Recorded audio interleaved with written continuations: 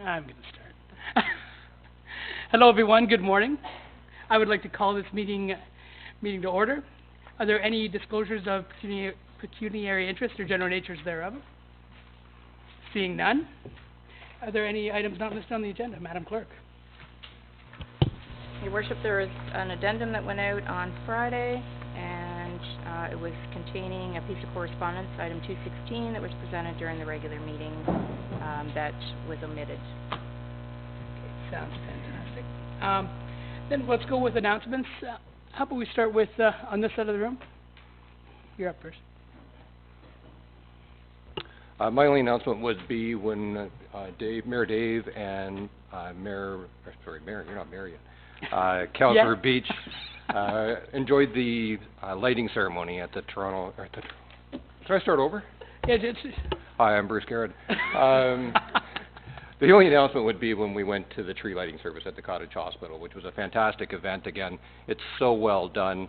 Mr. Uxbridge, also known as Pat Higgins, donated a $30,000 check, wasn't it? No, $5,000 check. And he's been proudly sponsoring the event since 1999. So, you know, a tip of the hat if he was here to his continued contribution. I didn't do it very well, but over to you, Pam. Well, and his contribution to everything, which is, that's the thing with Pat. You go to any event and he seems to be front and center, helping out, kind of behind the scenes, though. Pam. Good morning, everybody. A week ago, the Goodwood Hall had their Breakfast with Santa. We were absolutely wowed. Last year was about 40 people. We had about 100 this year. So it's really picking up, and Santa was at his finest. And the Fantasy of Lights just began this weekend, and I think it was well attended. It's just spectacular as usual and gets even more beautiful. I hope to see you and many other residents out at the budget open house tonight and at our budget meetings this week to be part of the process. And remember this coming weekend, the 17th, 18th, the Messiah at the United Church. And most of all, do your Christmas shopping locally. Thank you. Go ahead, Gary. Thanks. Yeah, the Fantasy of Lights, they said they had the best turnout they've ever had, and it's a fabulous show. I worked one of the shifts on the weekend, and there a lot of people came through. They all loved it. My wife Levy and I, we picked up contributions from two different farms. We picked up and delivered 280 acorn and butternut squashes to the group homes in Uxbridge and also the Loaves and Fishes Food Bank. And we also managed to send some to the group homes in Scugog and Brock. So I really hope they like squash. Go ahead, Councillor Hyde. Gordon. Yeah, some of the things have already been mentioned. Just again, emphasize, please come tonight to the budget meeting and meetings. We really value your input, so please join us for that. Just on the note of Fantasy of Lights, I'm going to be manning the gates this coming Wednesday, so if you want to part with your hard-earned money, please do so between 6 and 8 on Wednesday evening. Thank you. Good morning, everyone. I'm not going to step into everything that's already been aforementioned, but one thing around the lights, the Fantasy of Lights, is that they are still looking for volunteers on certain evenings. So if you can reach out on that front to give some assistance where you can. I'll be working a late night shift on a Friday coming up soon. So I thought hitting one of the ones where they've been having difficulty getting some volunteers will be a little more helpful. But if you can, please do your part. Thanks, Willie. So, wow, Christmas in Uxbridge is amazing. Everything from the hospital tree lighting to Fantasy of Lights. I'm also learning what it's like to be mayor, where everyone's watching. I rode my bike without a light to the Fantasy of Lights and got emails. So it's interesting. We've got a cannabis survey out right now talking about legalizing cannabis. So please fill that out to make your views known. And guys, this is our first real council meeting. This will be 4 years of great work, and we're looking forward to what we will all accomplish together. All right, next one. Oh, this will be an honor to talk about. We've got Dr. Brian St. John, as he's retiring. So, is there a wireless mic I can get, Deb? Yeah.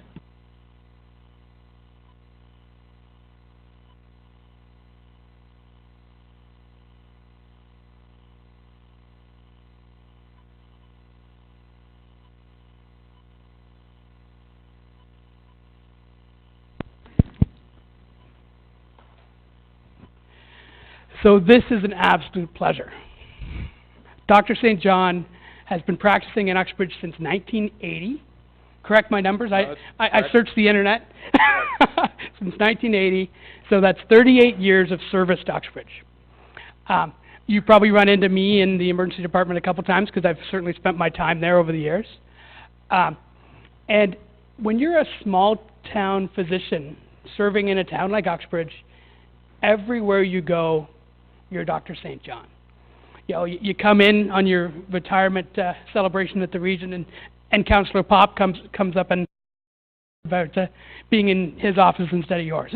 It's a small town where you never get away, and that type of commitment, choosing to serve here, means so much to all of us because there's a desperate need for physicians. And thank you for your service. And then what's also remarkable, Brian grew up here. His father served here as well. So we've had 70 years of Dr. St. John's serving our community. And thank you for that. In here we've got a small token of our appreciation. You know, you've spent sort of many nights when you're in the ER instead of having dinner with your wife. So now that you're retiring, you can step out and get away. Anyway, please say a few words, and thanks again for everything you've done. Good. Thank you very much, Dave. Dave, councillors, administration staff, press, the public, the Uxbridge public. Basically, I wanted to thank everyone in the community for their trust and their faith in me as a returning son physician. I was at one time called the young Dr. St. John back in 1980 because my father was the retiring physician. And over the years in practice, the community has been great.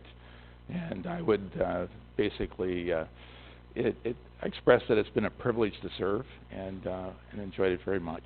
I think the Cottage Hospital is near and dear to us, and the practice of acute care medicine at our hospital is for both medical personnel and nursing a challenge because it really pushes you out into the outer limits of your scope of practice, and basically this makes a huge difference for the patients, and it has been probably a very active general practice hospital since 1959. So the hospital in its roots in ~59 came to a fruition after great aspirations in the community dating back to the early 1900s. A big contributor to that was Dr. Campbell, who had a residence out in Brookdale, and he wanted to model our hospital as a frontline community hospital that was fashioned after basically the British cottage hospital system. Hence we have our name, Cottage Hospital, and hence we have the name Campbell Drive, which is beside the hospital.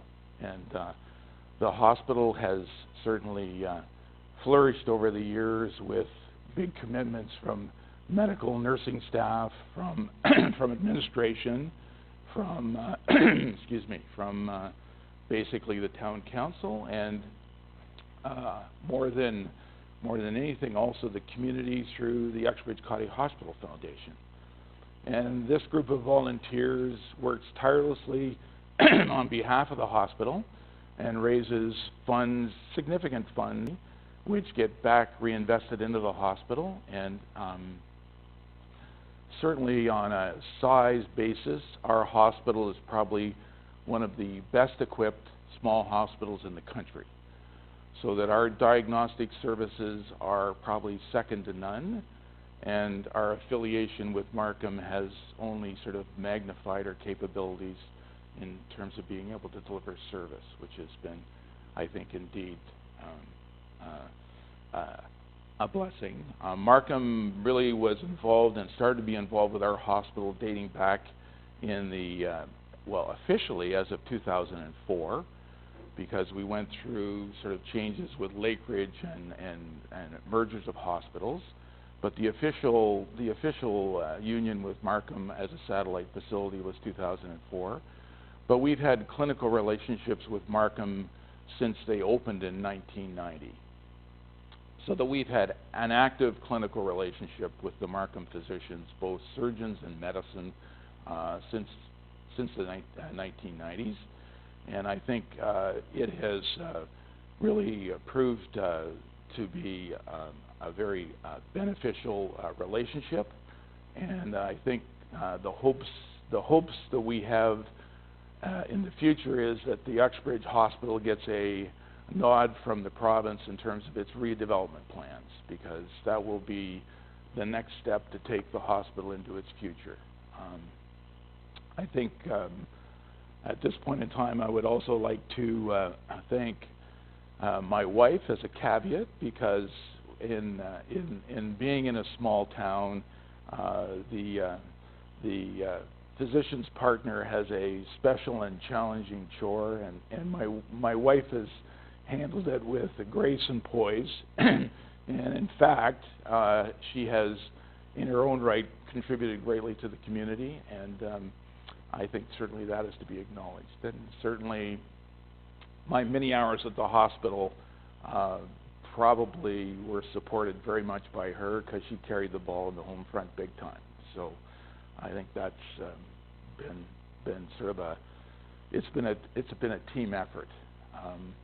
I think the other thing that I would like to introduce to the community is that we have a pair of young physicians that are taking over my practice, Dr. Spencer Chow and Dr. Patricia Wong. They are currently practicing in Belleville as a locum, and they will start up as of January 7th seeing patients. They are also going to work the hospital, which will be a real asset to the community. So in final analysis, has made a really good trade. We have two 30-year-old, well-educated, enthusiastic young physicians that want to replace a seasoned old veteran. So I think it's a great deal for Uxbridge. Thank you very much. I enjoyed my time in Uxbridge very much, and it's been bittersweet to call it an end.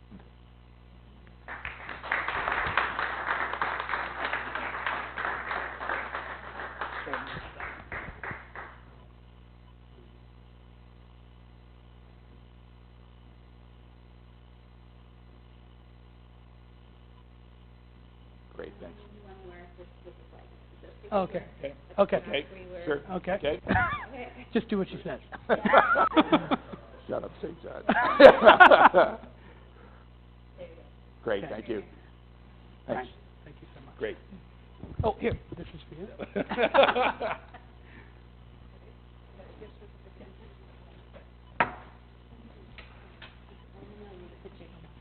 I knew it's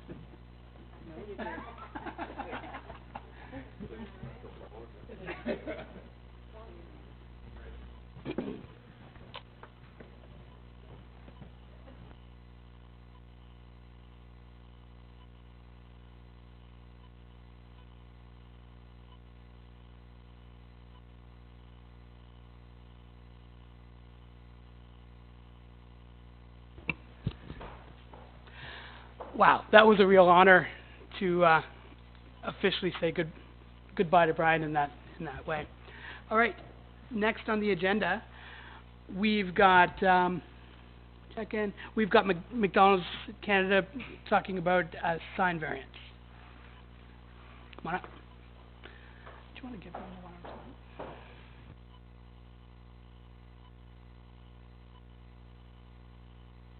Not allowed.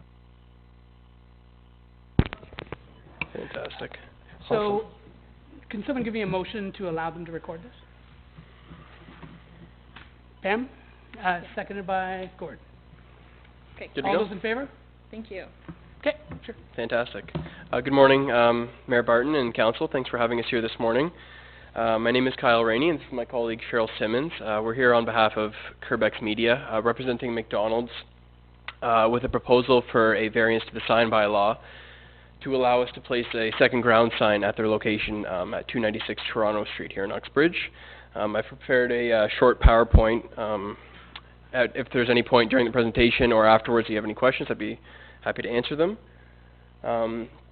So first and foremost, I'll get into the reason for the variance requirement. So we're proposing a variance for Article 10 of the sign bylaw. Under Section 832.10.1, for ground sign regulations, the following provision is given. On any lot, only one ground sign will be permitted except where a lot falls into one of the following categories. Where a lot with a frontage of greater than 150 meters, which fronts on a single street, one additional ground sign may be erected, provided that there are no other ground signs are located within 45 meters of each other. Now we're proposing on this lot, which is about 85 meters in length, we're proposing to allow for one extra ground sign as the lot is less than 150 meters, as well as have the signs located 30 meters apart, 31 to be exact, instead of the 45 that is required. Now we've had our graphic design team do a full-size mock-up of the proposed sign, which is here in black, to give you a complete visual representation of what we're kind of asking for and show you the kind of setbacks.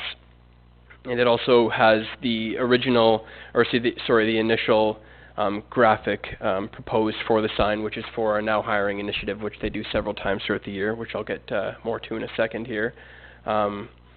Now, a question that we've been asked is why not a mobile sign for this situation? Now, under the current sign bylaw, it only allows for each business to advertise for 30 days in the calendar year for a mobile sign. Permanent solution would allow for the business to advertise promoting hiring year-round as needed. Businesses that order mobile signs from us in a town like Uxbridge are often concerned about when to promote hiring and other initiatives that are similar, because they may need to do so more than once per year. Now, in terms of the rationale, the main reason that they approached us to request this sign was to have the ability to promote these hiring initiatives. There's a high turnover rate in the restaurant industry, and these messages may be necessary several times throughout the year. This proposed sign will provide better visibility for these messages. Currently, you can only be seen when you get into the actual store of the location, whereas this will allow the opportunity to actually draw people on site, whereas they may not otherwise go into the store. Another part of the rationale on top of the hiring is the community initiatives that they follow throughout the year. McDonald's sponsors several community events, including McHappy Day and the Ronald McDonald Fundraiser. The ability to advertise these events with storefront messages will be highly beneficial for raising awareness and in turn raising more proceeds for these charities. Now we also consider safety to be our top concern in terms of installing and designing these signs. So with that said, our pedestal ground sign, as we call it, is designed and stamped by a certified structural engineer here in Ontario to ensure that it is completely structurally sound. It will not raise any safety concerns or provide any hazards to pedestrians within the community. The sign face is roughly 2.2 meters in width and 2.3 meters in height, and with being sidewalk, it does not provide any visual obstruction for pedestrians. This is kind of the same mock-up that we had earlier, but just kind of outlining the setbacks, just kind of give you a complete visual representation of it. As you can see, it's over 7.5 meters from the actual roadside as well. And you can see that the other McDonald's pylon sign is here in the back, behind some trees there. It's over 31 meters in distance from that. And this kind of turned out sideways, actually, unfortunately. But this is our structural drawings of the sign, just to kind of give you a small idea of what the design looks like. If you see here, this is the sign face, and then coming down into the ground, We actually don't use concrete footings and pour concrete for these signs. We have 2 metal ground screws that are driven into the ground and attached with metal plates to ensure completely they're structurally sound together. And I have one more here that, again, it's come in a little bit sideways, but this just shows the metal plating which attaches the base and the ground screws to the frame of the sign. Now, McDonald's approached us with an attempt to get this sign as they were beginning to try to get a Canada-wide initiative started to have these signs on their properties throughout the country. Having this standardized sign will provide continuity for all their locations in terms of the visual look of it. This option allows us for a sign that's not too big, i.e. we're not asking for something that's the size of their pylon, but also not too small, so it's not unstable. It's not like a sandwich board or an A-frame that you would see around a lot of these properties. Now, in comparison to other municipalities around Ontario here, we've installed these signs in several other towns, which is shown in this visual here, where we have one of the pedestals set up relatively close to their pylon sign. They allow for 3 ground sign maximums per property, regardless of the distance, as long as they're 15 meters apart. So in this situation, we're asking for 2 ground signs with over 30 meters in a driveway separating them. And in some, this permanent signage system with interchangeable messages will allow McDonald's to promote community events and charities that they sponsor throughout the year. Due to high turnover rate within the industry, the ability to promote hiring whenever necessary is pretty essential to them. The structural size and setbacks are such that it is not going to be a concern to public safety and will rather enhance the aesthetic value of the property, in our opinion. Now I'm open to any questions you guys may have regarding the proposal. So I open it up to questions. We'll start with Gord. Thanks for your presentation. Just a couple of quick questions. Does the actual proposed location sit on the township road allowance or the regional road allowance, or is it on McDonald's property? Oh, it is. I'll go back to the actual mock-up of it, just so you can see here. It is on private property, so the property line, I should have added that in here. It's about 1 meter past the sidewalk here, so this is 1 meter past the so 1 meter onto private property there. Is it electronic or is it a... Nope, it's just digitally printed on Coroplast, so the board, the frame stays in place, but the board can change in and out just the same way as mobile signs do. So they're just a slide-in... Exactly, yeah. Well, the full board comes out, and then we reprint it, and the full board goes back in. Are they lit at all? Nope. No? No lighting. Okay. And one more question. There's some conduits that run subterranean there, so you might want to check with Yes, the that's a region. good question, and actually there's a Because if free you're service driving in these, Ontario metal called pylons down, yeah, there's a free service in Ontario called the Call Before You Dig, which we've already put in place before we got this proposal going to make sure that we could put it exactly in that spot. Excellent, thank you. Go ahead, Bodie. Odie? Oh, wow.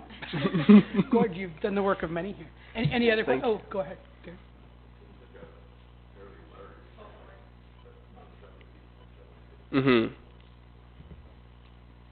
Yeah, oh, sorry, go ahead.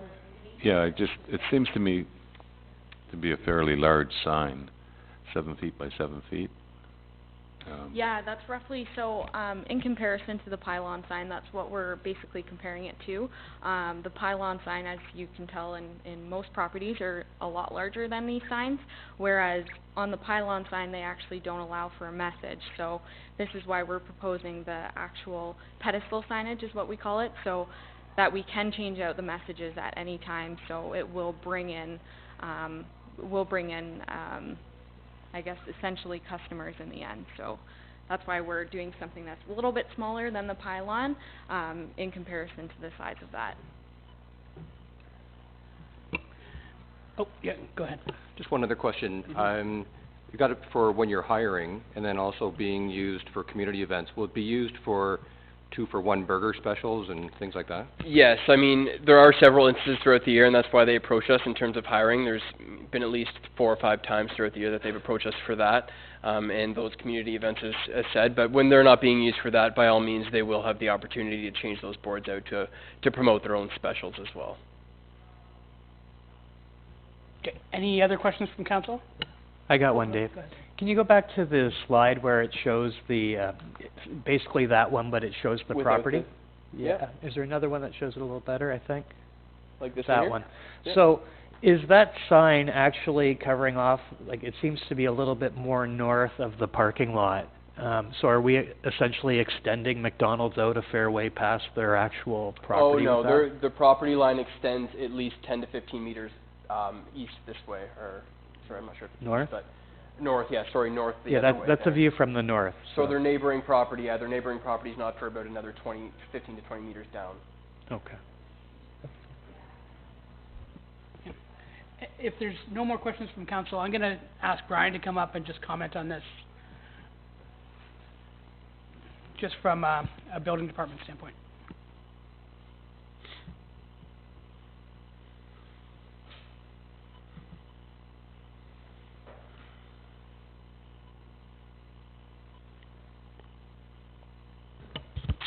Okay, yes, everything he has said is correct. They need a variance because our bylaw speaks to one ground sign.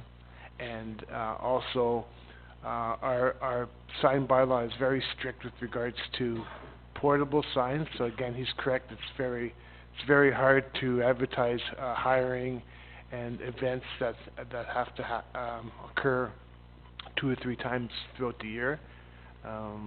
Because our bylaw basically, it's supposed to be a one-time event. And that's why we don't see very many portable signs on our properties or on the commercial properties. So this would be the only way they can advertise or have these signs that are changeable on that property, other than if it's possible to put something like that on the existing ground sign, but I'm not sure if that's possible or not.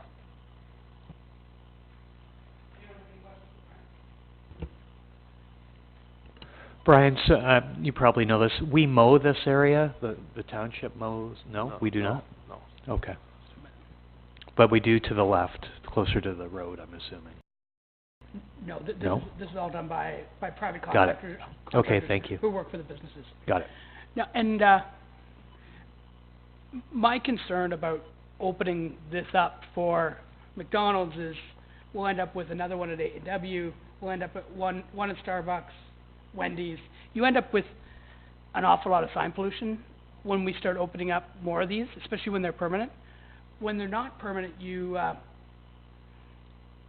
they won't be used as often. That's my concern, but obviously I'm just one vote here.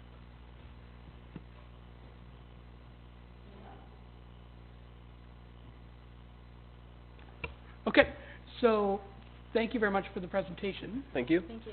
We will, once you guys take a seat, we'll decide how we'll move forward. Fantastic. Thank you for Thank having you so us much. here. Great, thank you. So, council, how do you want to move forward with this? Someone want to give us a motion? Should we get a report from staff? Or anyway, let me know how you want to move forward.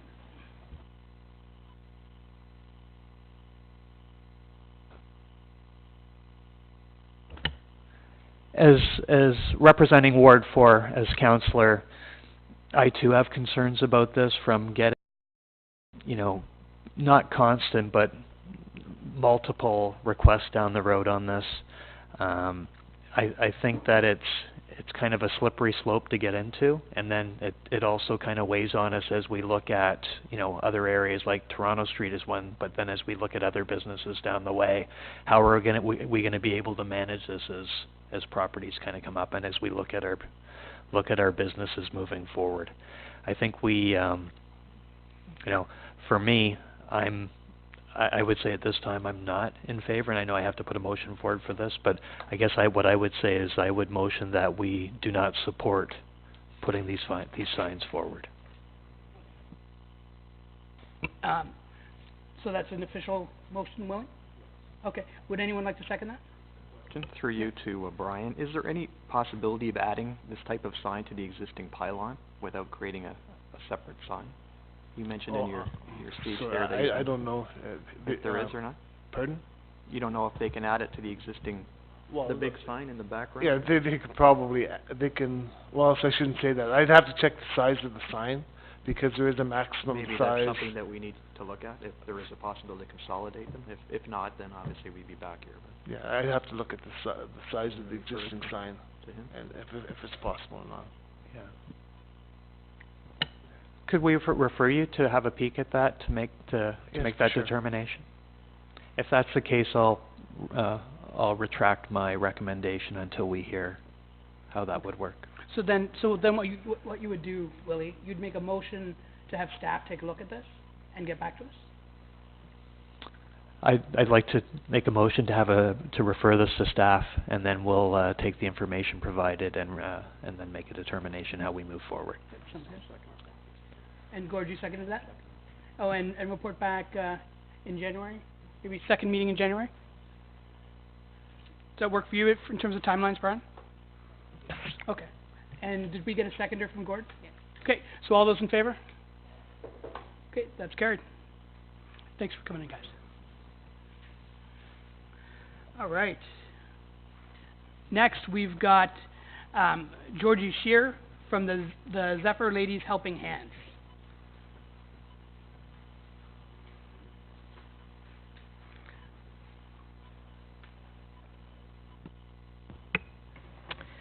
Hello, and thank you for letting me come to speak to you. My name is Georgie Shear, and I've been a volunteer with the Zephyr Community Association for the past 8 years. The association has been very active in organizing events in our little hamlet, and the residents have been very supportive by attending our various functions. It's been fun, but now I want to do something a little different. I believe there is a need in Zephyr for a community-minded group to fundraise and support the less fortunate in our neighborhood. We currently have the Edwards Animal Sanctuary that is desperately in need of funds. They have a number of rescue cats, many of them are feral, and they're waiting for foster families or adoption. There are costs involved in taking care of these animals, and currently the Edwards family is funding the sanctuary without much help. There are numerous other projects that we'd like to support, and I've created a Facebook page called the Zephyr Ladies Helping Hands, and right now we have 20 members. We'll be having our inauguration meeting on the 20th of January, and this brings me to my request. I'm asking for the use of the Zephyr Hall for our meetings and functions, but as we want to see all the funds collected going to the particular charity, I'm requesting that you, Uxbridge Town, waive the rental fee of the hall for our group. We would obviously ensure that the hall is always left clean. I know that Steve keeps the hall spotless, and we will make sure we do that.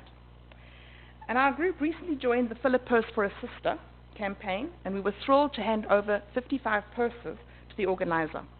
We are an enthusiastic group of ladies and love doing things for the community. If you have any questions, I'll be happy to answer them, although we've not got all our ducks in a row yet. We intend setting out our parameters at the meeting in January. So thank you for your time, and hope I get a positive answer. Thank you very much, Georgie. Are there any questions for Georgie? Go ahead, Gordon. Thanks, Georgie. I think it's a great idea. Thank you. Have you registered yet with the group as a not-for-profit? Have you got that far yet? No, we haven't. You haven't, eh? No. Because we do, as you requested, offer free space to those types of groups. Oh.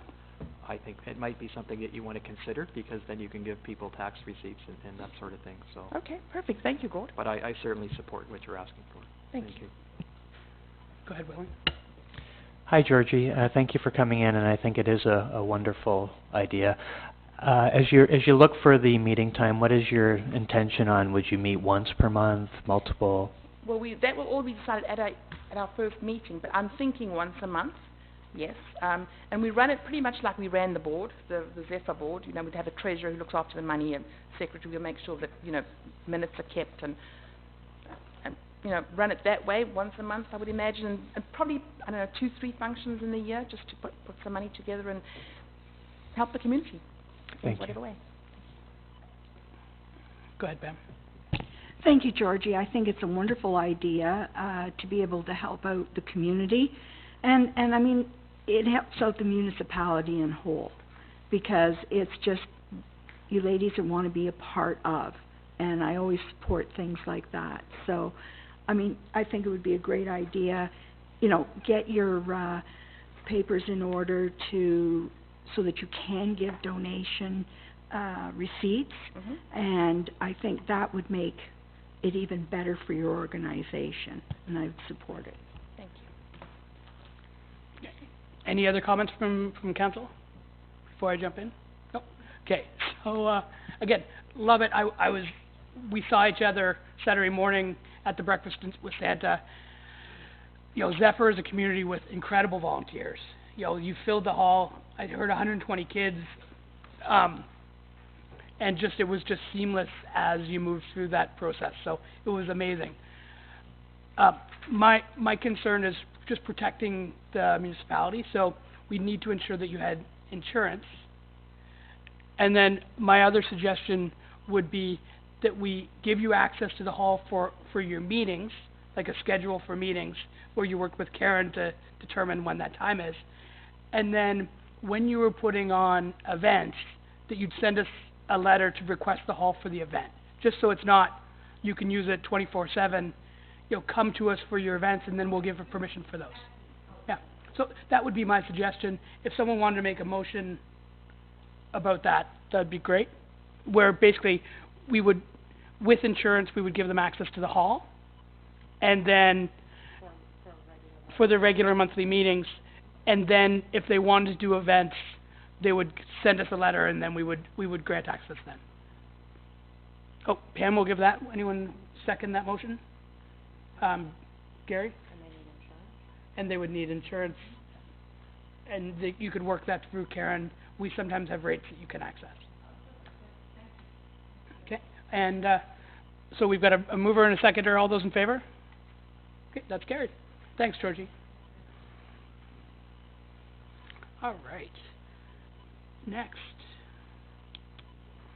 Okay. This is your part, isn't it? Yeah, but do I say that, or do you? Okay. All right, so we've got the approval of minutes. This is from our council meeting, November 26, 2018. Now with this, the person who moved and seconded this should come from our existing council, correct? From our previous council. Okay, so someone from the previous council, Pam, will move that, seconded by Gary. Okay, all those in favor? That's carried. Oh, and we're missing one councillor today before we move forward. Todd's in court, so as most of us are aware, he's a police officer. He had a court date that was planned 8 months out. He couldn't get out of it. Moving forward, there won't be anything that will hold him back from being at these meetings in terms of court. There will all be something he can move moving forward. At least that's what he told me. All right. Then next, we're going through correspondence. Correspondence item 203, Alcohol and Gaming Commission of Ontario, re-initial information for Ontario municipalities about cannabis retail store licensing, as is 204, as is 205, as is 206, as is 207, as 208, 209, that's it. So, how about a motion to keep these together? Gord? And Mr. Chair, I'll make a motion to include all those numbers from 203 through to 209. I know we're going to be talking about this moving forward, so maybe we'll just receive them for the moment, and then if we need to revisit them when we're actually discussing the cannabis situation, then we can revisit them at that point. Okay. I'll make a motion to receive. Okay. Seconder for that? That's Pam. All those in favor? Okay, excellent. And then, Catalina, if you could add as much of that information onto our cannabis website, that'd be great. Correspondence item 210, Town of Kearney, re-quality of municipal voters list. This does. Todd actually emailed me a note on that I'll just mention. You know, obviously there was major issues with our voters list. What Todd wrote me in regards to that was the big chunk missing was teenagers that went off to school, moved out, bought their own houses, 10 years ago, still seem to be on this list. And I saw that a lot. I don't know if you all did as well. Yes, I saw that a lot, plus people that had passed away 10, 15 years ago were still on my list. Yeah. Any other comments on this? Also, just recent moves. I know that we worked on that and flossed it on the way in. They did a great job on it, but there was still some that were north of 6 months out. So, yeah, to move forward, I think a motion to support this and then maybe a letter from us to MPAC or to the province or the feds on ways to combine these lists. You know, we have a provincial list, we have a federal list, and then our municipal list seems to be the worst of the three. So, any suggestions on what this motion should be? Sure, of course. Quick question. The thing is, we spend a lot of time on the voters list every election, and it's almost as if, especially when it's people that have passed away 10 years ago, that we've caught, and it's almost as if the list doesn't actually get changed. Is that a fair statement or no? So, in terms of the voters list, when we receive it, we go through an exercise to cleanse the list, is what we call it. Essentially, we try to go back as far as we can, remove deceased people, you know, people that we are aware of. If we look for anomalies, i.e. address anomalies, duplications, there's things that will come up in when we run our reports in terms of addresses that don't work. So we try to fix all of that.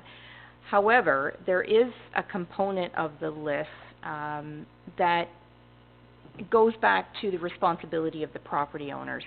In terms of deceased people, we try to go back about 5 years or so and make sure that those people are taken off the list. What we can't deal with are people that are 10 years out. Probably 10 years ago, I removed those people from the list.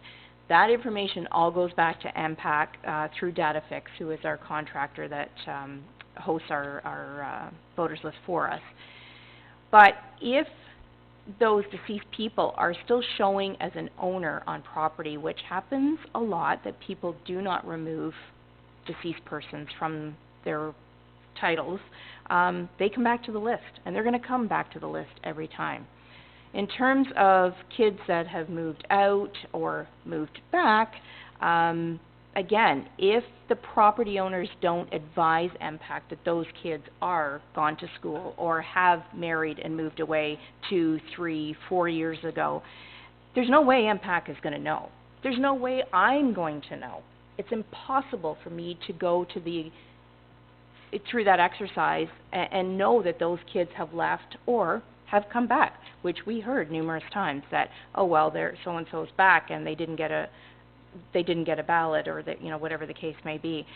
So there is an onus on the property owners to check the lists, and that's why we hammered and hammered and hammered, and through our communications, we were on the radio, we were in the newspaper, we're on social media. Please check the list. Please check the list. So again, there is a responsibility in terms of the ratepayers themselves, in terms of the property owners, to make sure that the people in their household are on the list, or if the kids have moved away or there's been marriage separations, to make sure that those people that used to live there are removed. Unfortunately, dealing with the list, I've been in this job a very, very long time, longer than I care to admit. The voters list has been an issue my entire career. It has been a mess since before me, and I'm sure it will continue to be a mess after me. Is there an opportunity for us to start trying to use the provincial or the federal list? That's something we as clerks throughout Ontario have been requesting for many, many years. Whether it will ever happen or not, I don't know, but it's something that hopefully that the province will recognize, that to combine the lists at the federal, provincial, and municipal level would be the best idea, and try and get it streamlined. But again, we've been asking for that for a very long time. So. Okay. So Deb, what do you suggest? Should we obviously support this because we know the issues with this list. Should we send? Sure. Yeah, we can do it. Okay. All right. So then, motion from Pam, seconded by Bruce, to send a letter to the Ministry of Municipal Affairs asking for access to their voters list for future elections. Do you want to support? And we would, and as well as support this resolution. Okay. Mike.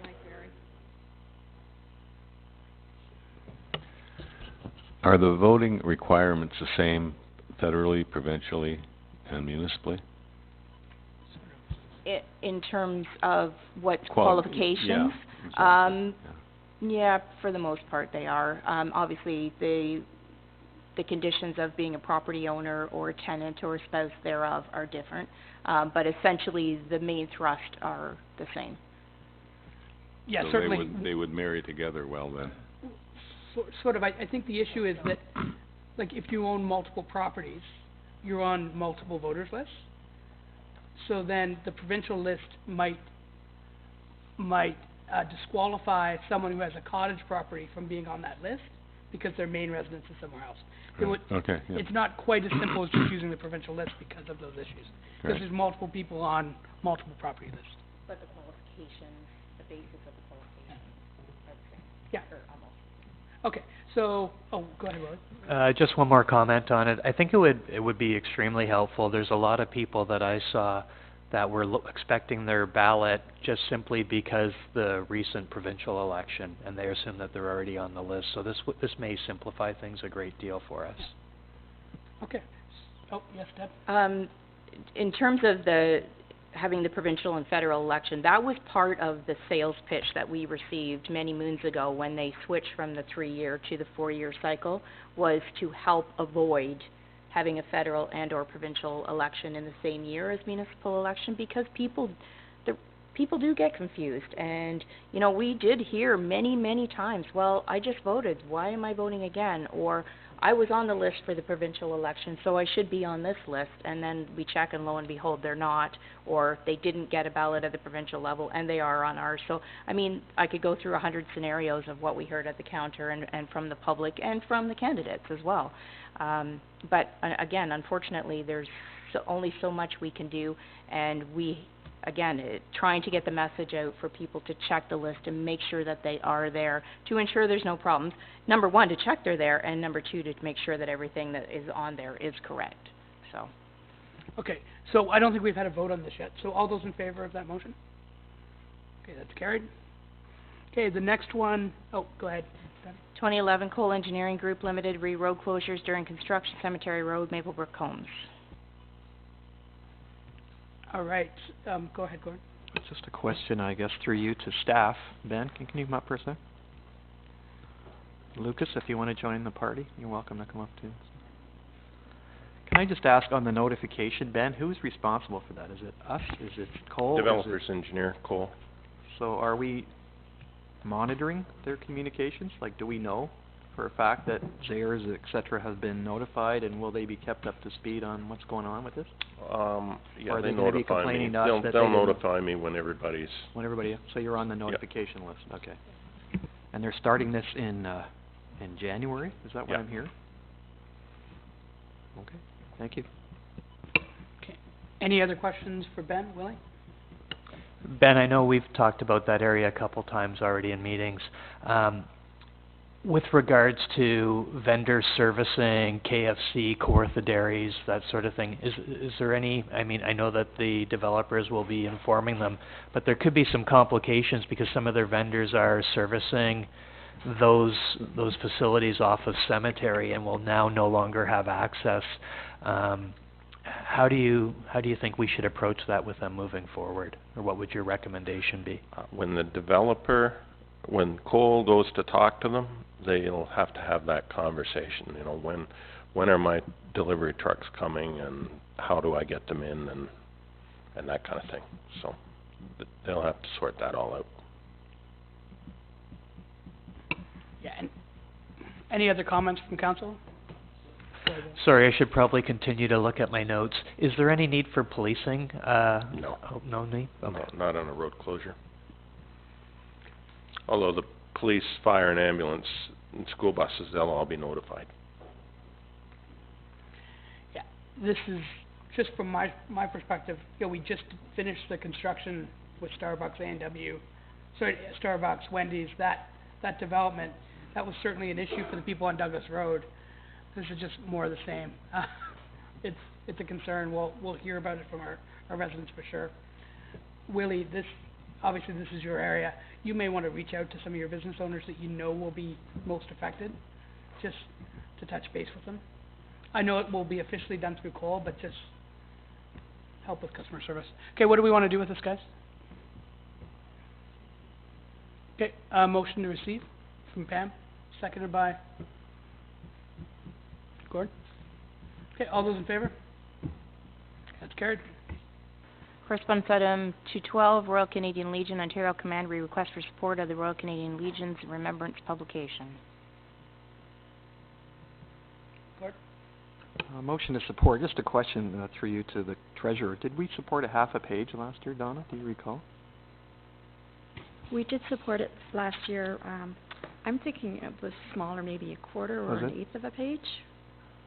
I was just going to say whatever we did last year, maybe we could do that again. And I wasn't sure whether it was a quarter page, half page, or whatever. So, but I definitely support this. Thank you.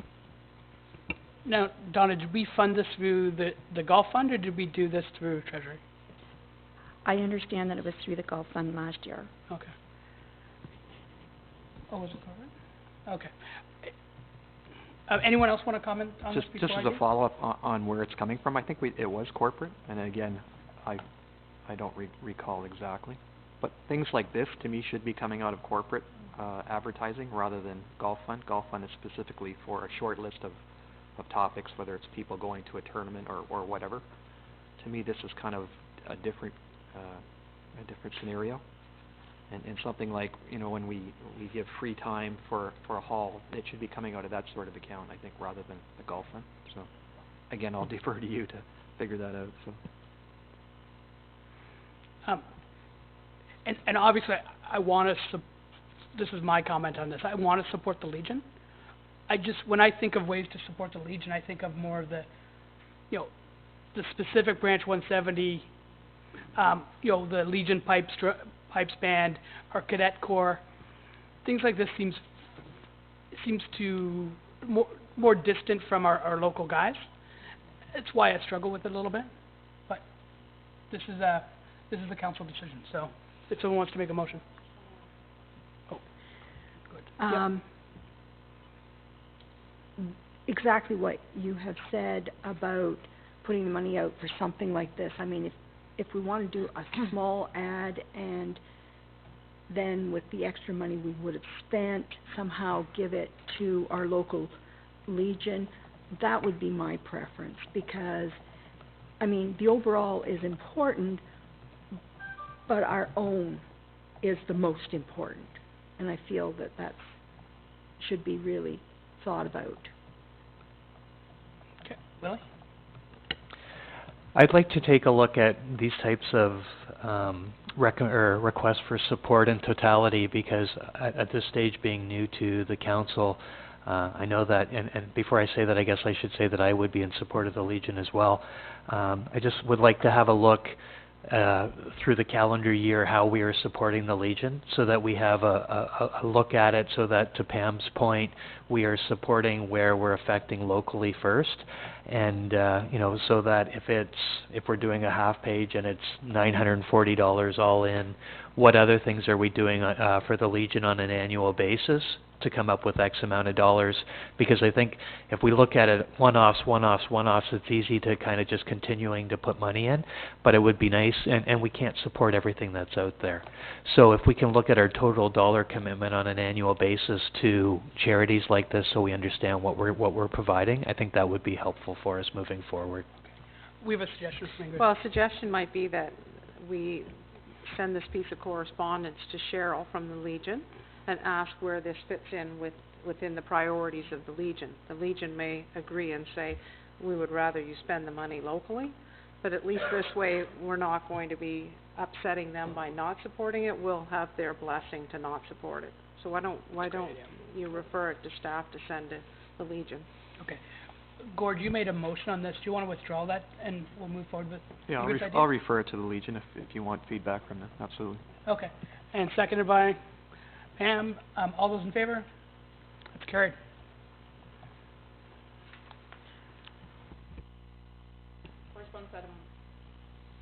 Correspondence item 197, Mark Bruchowitz, 2018 and 2019 Uxbridge Studio Tour banners, and this was tabled on November the 26th, so I'll need a motion first to accept it. Okay, can I have a motion to lift this from the table? Oh, first we have to lift it. So, Pam's doing the heavy lifting, seconded by Gord.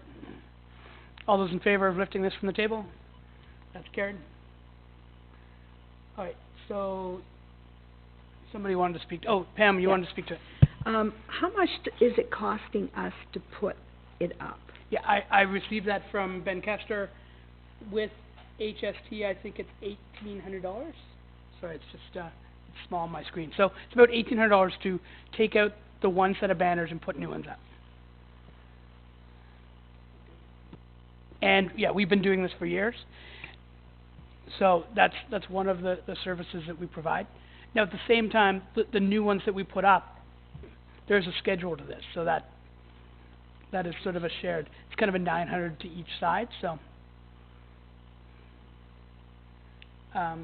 Willie? Just like to make a comment to this. We're hearing frequently that we don't have a tourism budget or we don't allocate dollars towards tourism. In my mind, this is somewhat of a tourism thing, so we are supporting tourism because we are drawing people into the area. So when we do things like this, we should keep track of it to make sure that we can reference these to demonstrate that we are actually supporting tourism locally. Great point. Any other comments? Gord? It might be helpful if staff could just give us a brief cost estimate on what it costs us per year to do these banner swaps. Ben, could you give us a handle on what that would be? Well, between Christmas and BIA and everybody else? Do you have a number in your... What is it? So the only ones that the township pays for themselves are the studio banner tours, or banners, and the Canada Day. The rest are paid for by either the Legion, well, and part of the Legion, part of the Remembrance Day banners too. I think we paid $10,000 towards the banners. So overall, do you have a number what it would cost us per year for banners? Probably $15,000. 50? Yeah, just on that, we have a report coming back as part of budget in regards to all of the things that council gives away for free. So basically, it just covers off all of the things that are out there that, whether the fire department, public works, or whoever it is, that speaks well to your point, Councillor Pop, that at least people can see where the money is actually going. Okay, so we have many options on this, what to do with it. What are the suggestions from council? Support it? Motion to support. Okay, do we have a seconder? We have a seconder from Pam. All those in favor? Okay, that passed, carried. Correspondence item 213, Community Care Durham, request for financial donation to support their various programs and services. Go ahead, Bruce. It just sounds like a similar question to Councillor Pop's approach, is to say that we need that holistic approach of what all are we donating to, and the first question I know Gord's going to ask is this out of the Gulf Fund, or is this corporate as well? Is it? This one's corporate as well?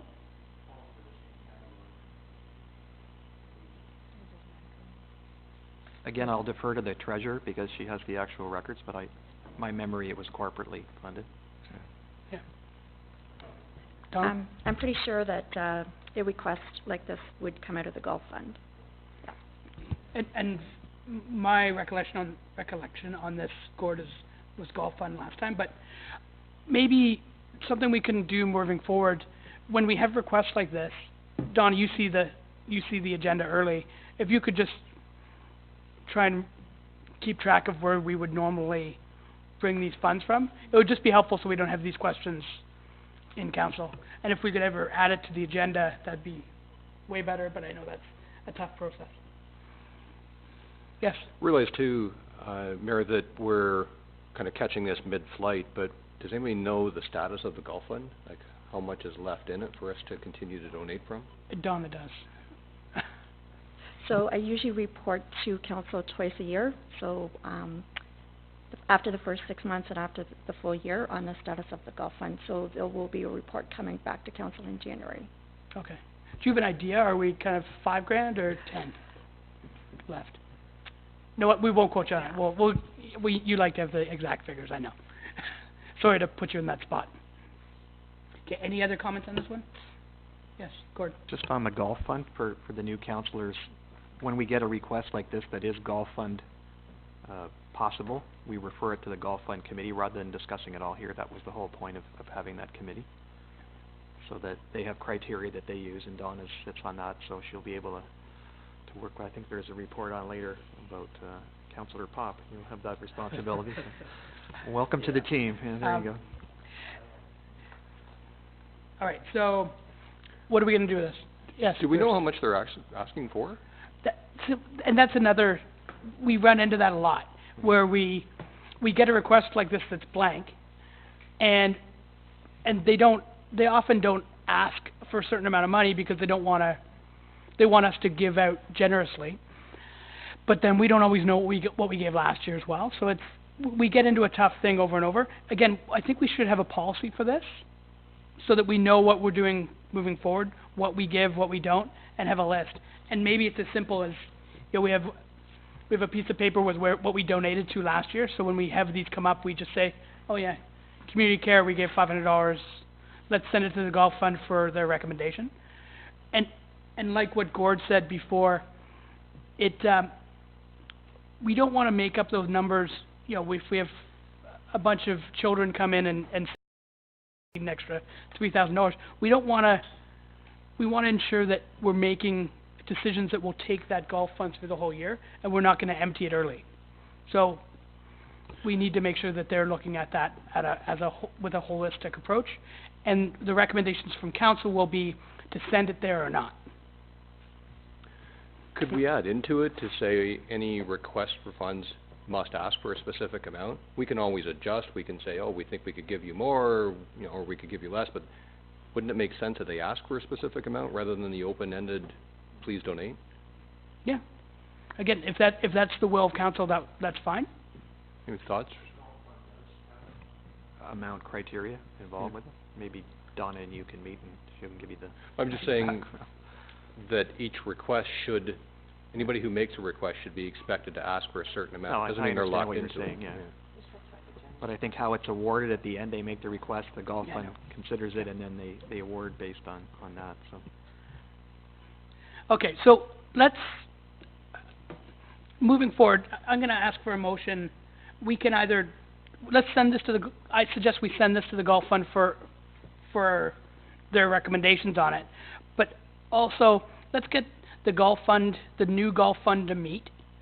We're going to appoint a counselor to it today. There's a recommendation, but we may want to change that. And then have them send a report so that we have a new set of criteria for the golf fund. Anyone want to give us that motion? Sure. Bruce, Pam? All right. And then another motion, all those in favor?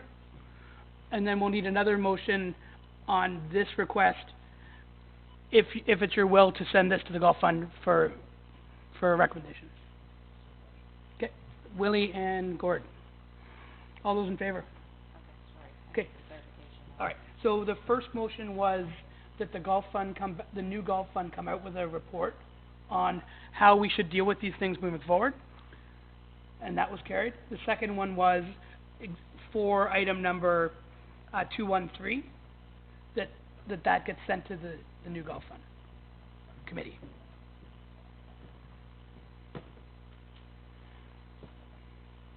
All right, now we're on 214, whenever you're ready.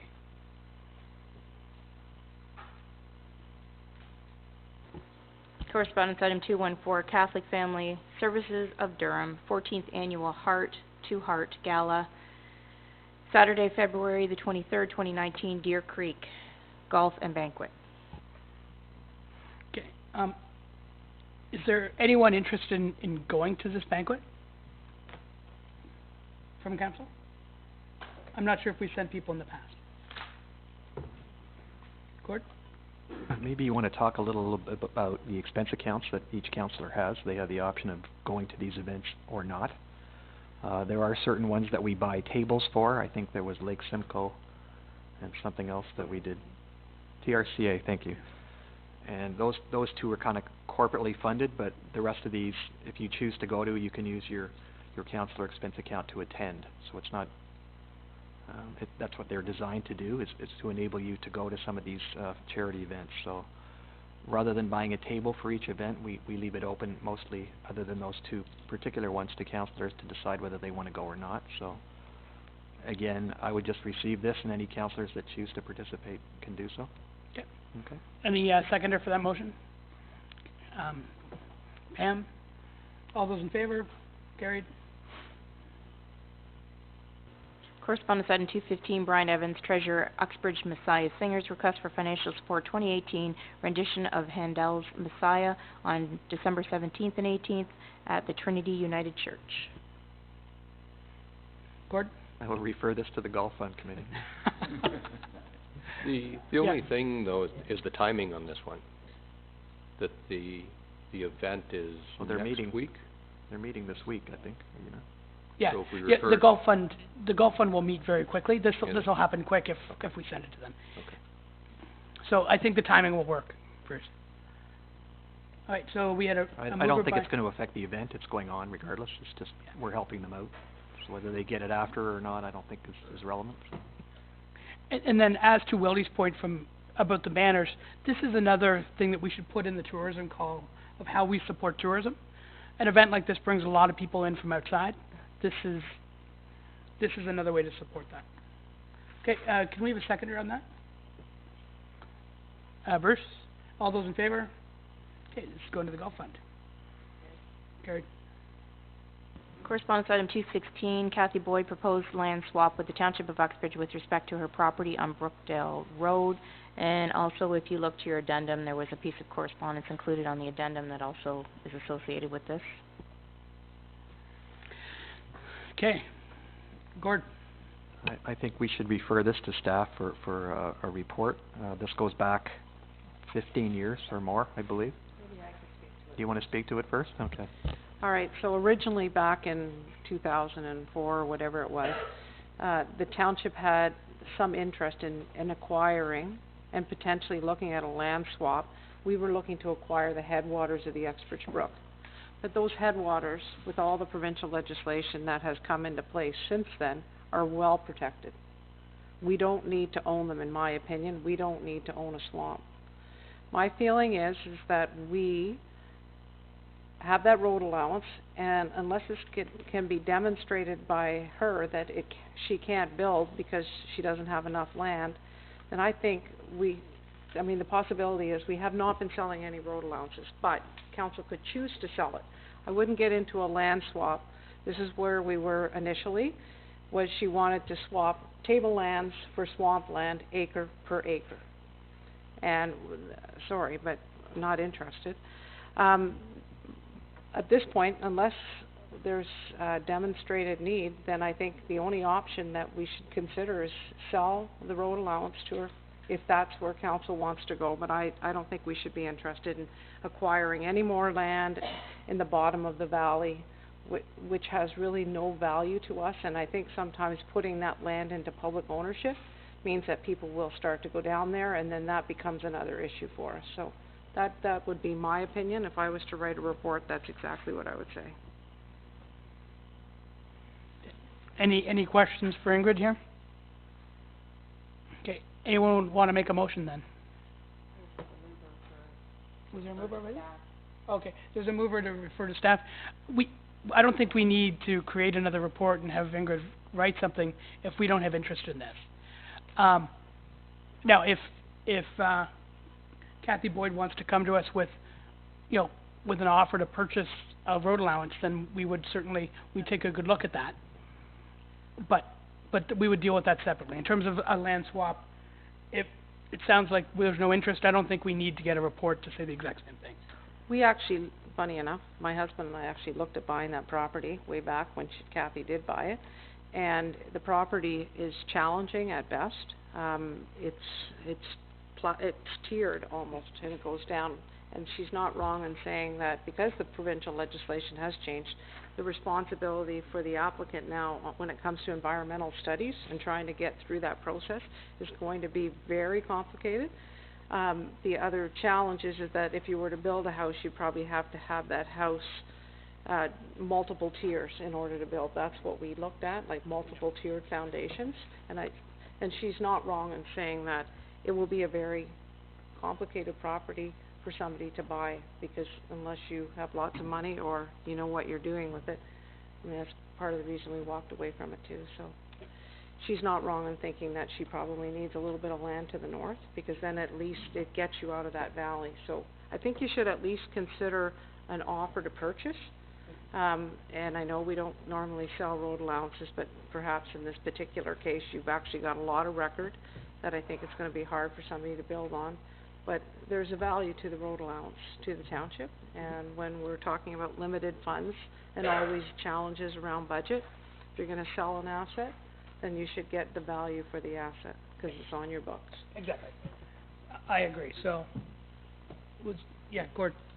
I still think you need some kind of report from staff to substantiate this. I mean, we've had this correspondence now that's been revived. I don't know, Ingrid, when you received this, but I think in order for us as a council to respond, we either need to say that A, we're not selling road allowances, or B, have some other rationale for moving forward. In other words, if you're going to say to us, or we are saying to them that A, you need to buy this property, B, we're not interested in any land swap, and C, we are or we are not selling this road allowance, I think council needs to substantiate that by having some kind of report, rather than us just talking about it here, you know what I mean?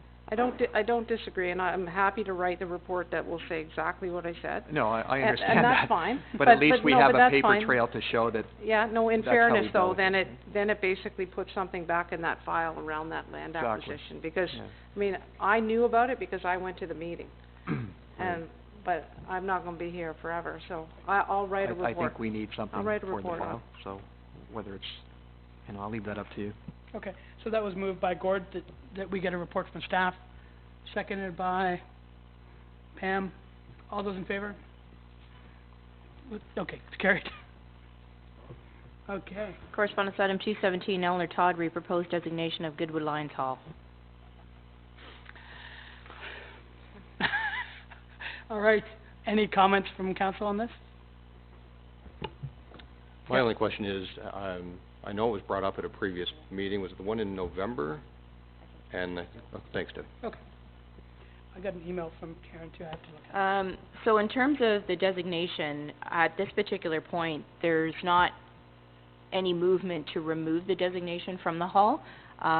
It will probably be going up for sale in the new year, early in the new year. I've just received all my surveys. I'll have to send it to the ministry now because we had to do a phase 1 on it, environmental. So that will be going out to the ministry most likely this week, and then we'll wait to get our reports back from the consultant. So early in the new year it'll be going up for sale, unless something happens in terms of not being able to dispose of it.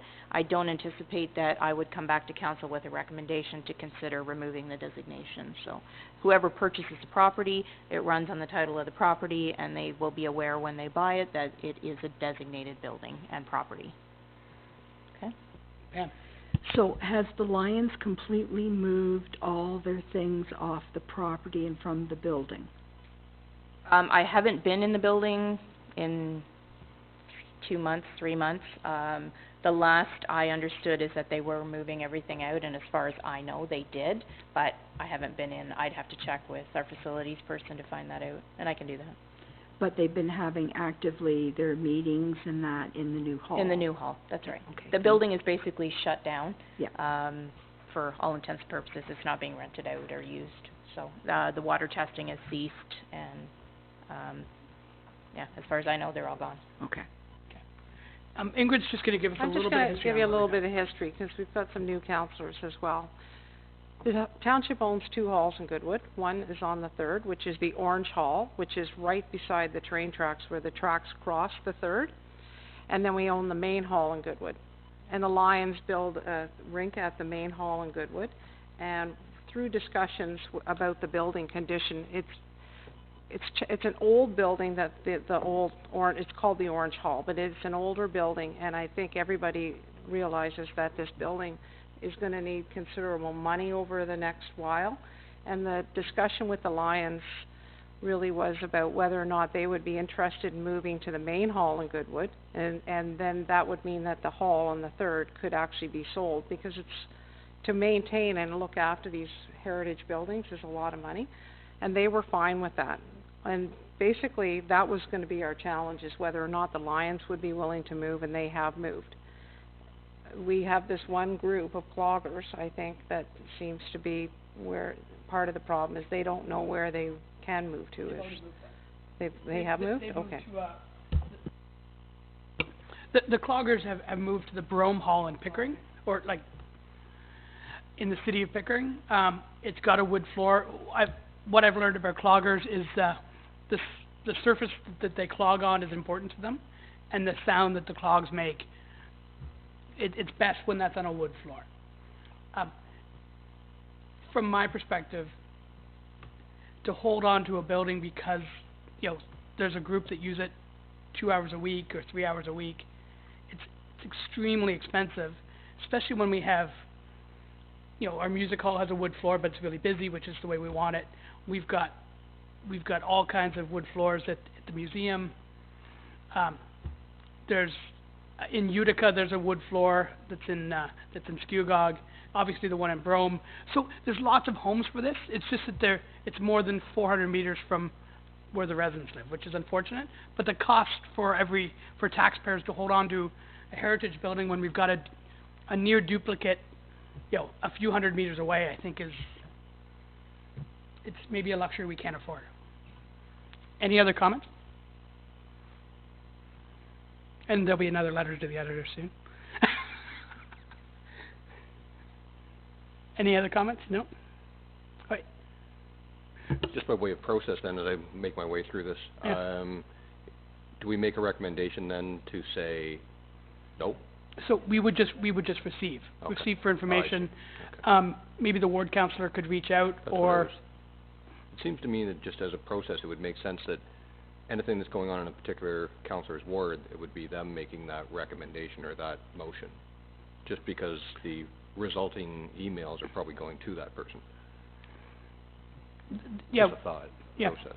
So do you want to give us a motion to receive that, Pam? I would, and I would suggest to Eleanor that have they looked at any of the dance studios, because I believe a lot of the dance studios have wooden floors, so there are many opportunities in the area, and they do have members not only from Goodwood but from Uxbridge, quite a few of them. Okay. So there are different opportunities. Brome seems very excessive and far away.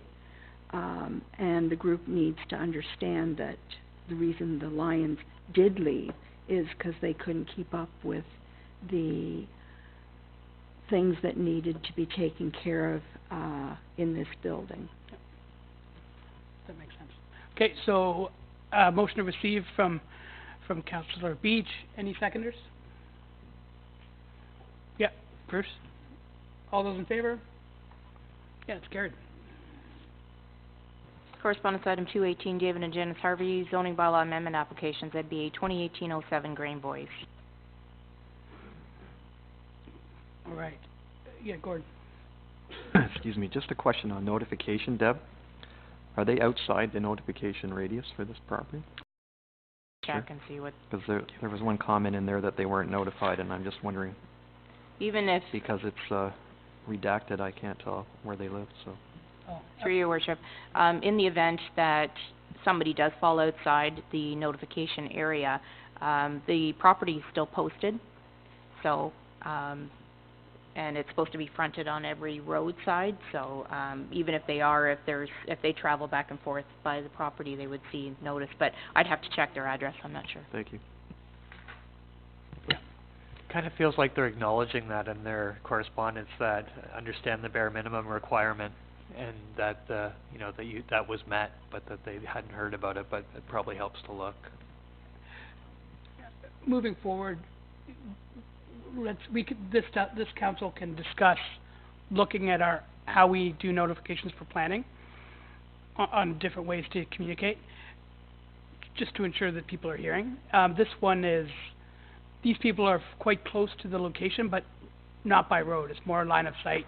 They would see it. Okay, what are we gonna do with this, folks? Yeah, so can we get a motion to refer this to planner and applicant? That's from Pam, seconded by Willie. All those in favor? Okay, that's carried. Correspondence 219, David Sudd, Maplebrook Homes, reapplication for part law control exemption, bylaw 1544164 Cemetery Road. Ingrid, can you give us a little history on this one, where we're at? This is Cemetery Road. It was actually prepared through you, Debbie, your department, right?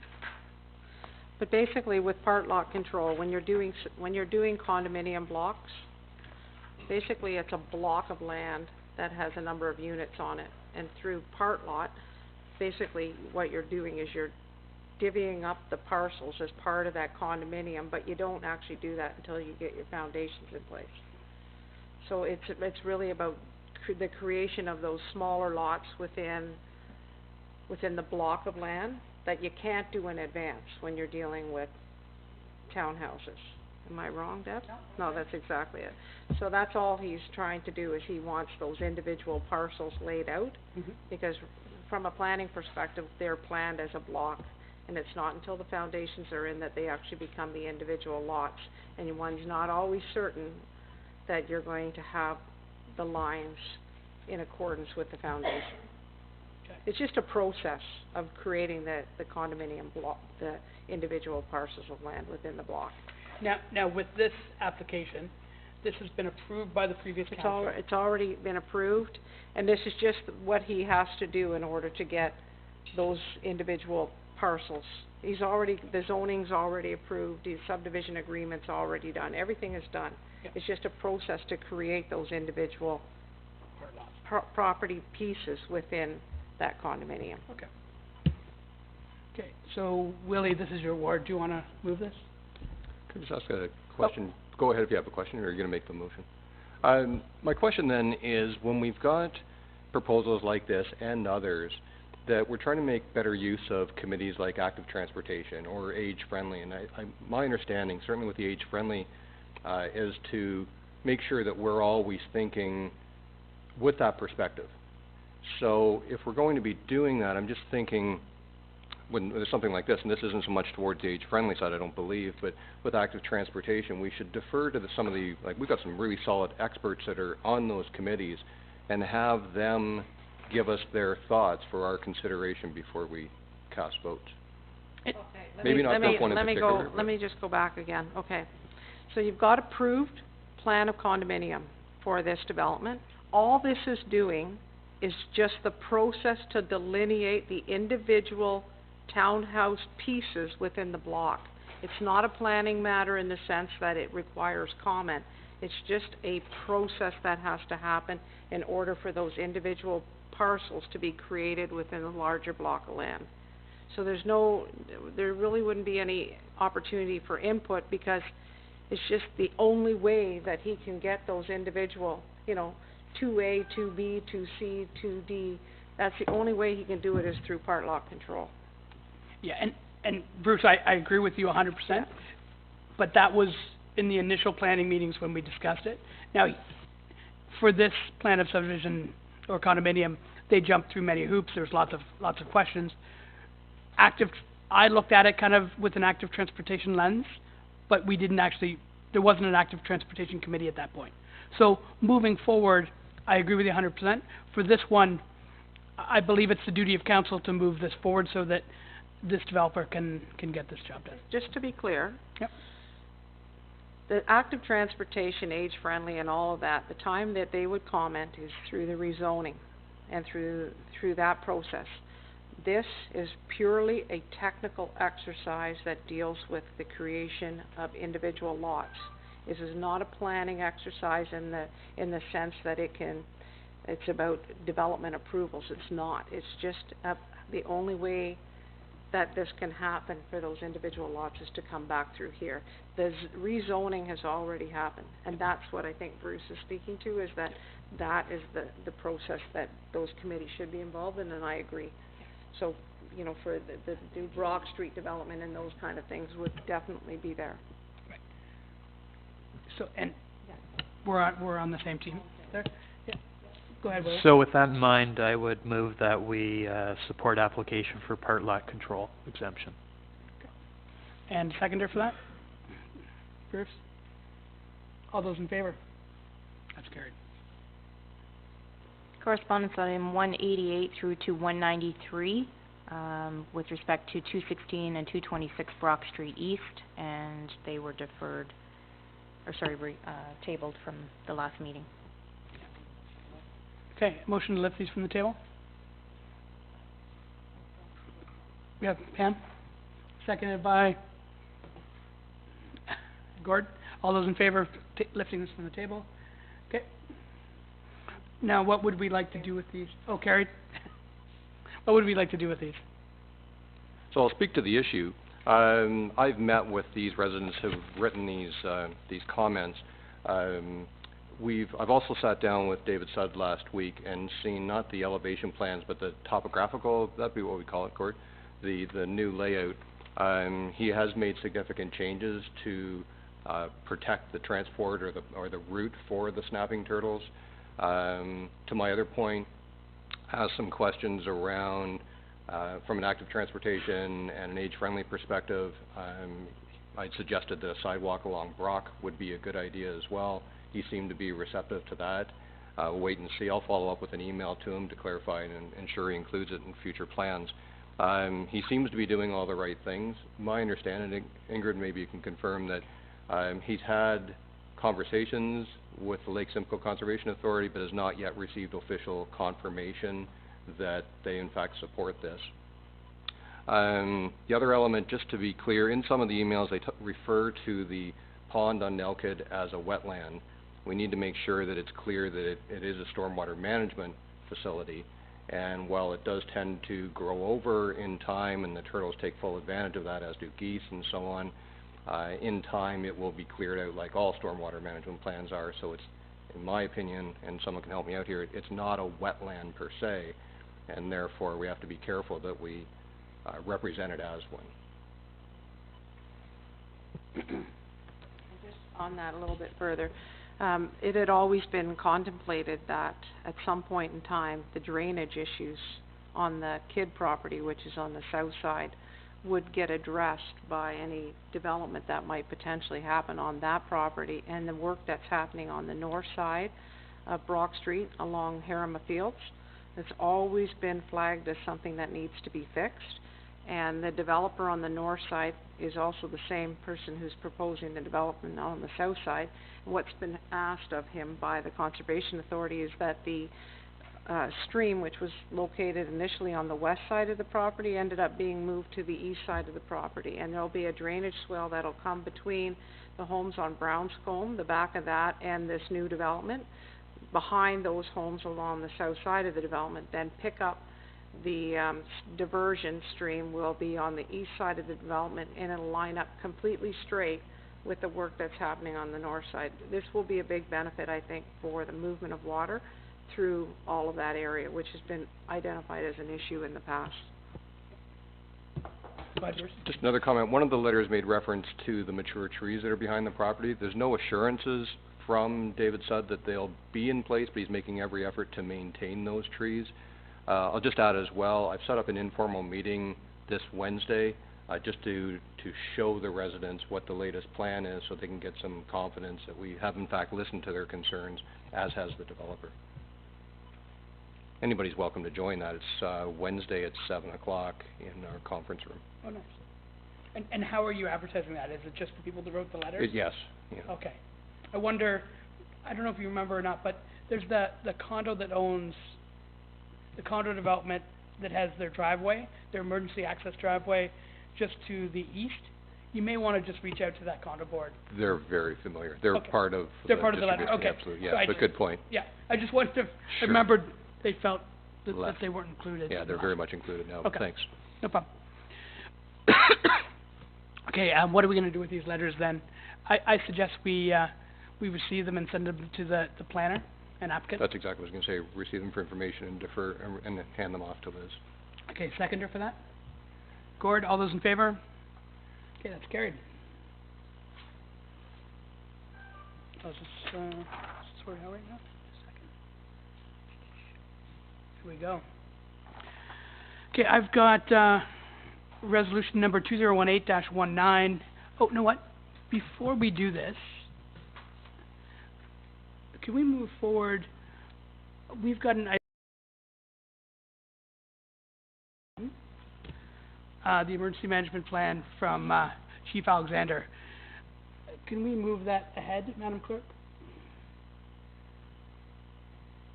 Because there's a question that I want to ask Phil about that. Yeah, let's deal with all the staff before we do this. Yeah. Yeah, let's move the reports. Do you want to, no, it'll all go fairly quick. Oh, let's get Phil done quickly first. Can we do that? Yeah, okay. Fair enough. We'll start with staff reports, it's fine.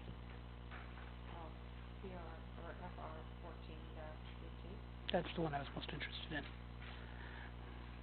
Is that all right? To bring up Phil's report first? Sure. Okay, so guys, I want to move Chief Alexander's report, FR, what are the rest of it? FR 14-18.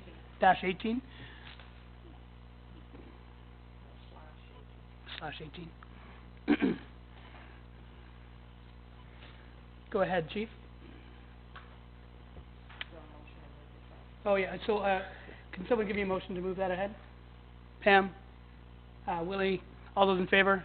Carried. Go ahead, Chief. So there's just it's a minor change to the emergency plan, after review with the field officer for the OFMEM last week. And as you are aware, there's been a number of updates made. It's a living document. This is to remove the reference to the Durham Regional Police and Durham EMS in the municipal control group. They can still be appointed to the control group in the event of an emergency, but because we do not provide their emergency management training and we don't have certification that they've completed our training, then they shouldn't be in our control group in the bylaw. So as part of our compliance requirement annually, everyone in the municipal control group has to certify that they have received training from the township. And so this is just a technical exercise to remove those two groups from the control group. Okay. Now, Chief, can you explain what the mayor's position is when it comes to emergency management, and then my backup in case I'm not available? So similarly, the mayor and the mayor's alternate were removed from the control group because we didn't provide the training to them manually. So their mayor's primary responsibility is to be the voice of the township in the event of a declared emergency.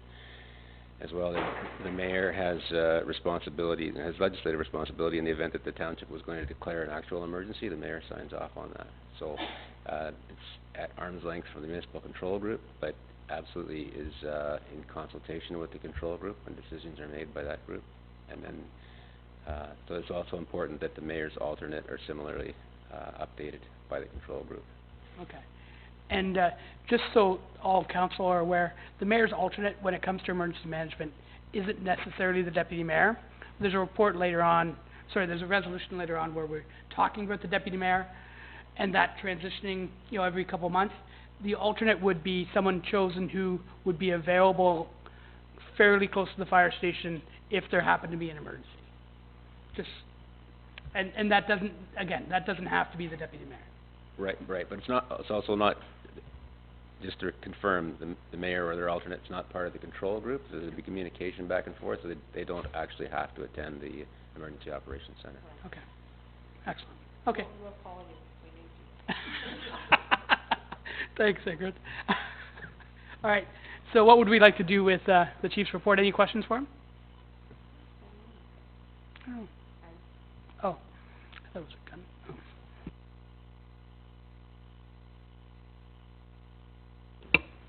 Receive it? Yeah, Gord? I'll move the recommendation, Mr. Chair. Okay. Any seconder for that?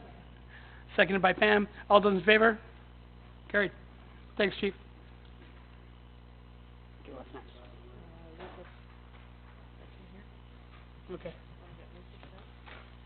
All right. The next one is report 9A. This is PWO 75-18 from Lucas Gillum. Is that right, Lucas? Okay, do you want to come up? This is Lucas's very first report. Welcome, Lucas.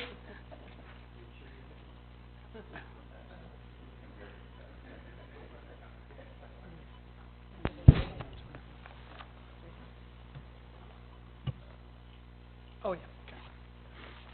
Okay. If you could hit your mic there, Lucas, that'd be great. Okay. Lucas, do you want to tell us what you found and what your recommendations are on this? Yeah, so we received a request for a speed reduction on Ashworth Road between York Durham Line and Concession Road 3. It was requested to take it from an 80 down to a 60. We did a traffic count in October of 2018. Table. Average daily cars, traffic around 600. Average speed 82. 85% of the cars are traveling at or below 99 kilometers an hour. And our heavy truck traffic is fairly low as well. So based on the data, I recommended that council not approve a speed reduction or heavy truck restriction on this road. Okay. Now, just on top of that, Gary and I reached out to Cooper's Farms and Brooks Farms to seek feedback, let them know that this report was on the agenda. Both Steve Cooper and Paul Brooks support what you not changing the speed. They mentioned the trucks aren't a major problem. They also mentioned that the vehicles that do go excessively quick, they're typically locals, so it's not tourists.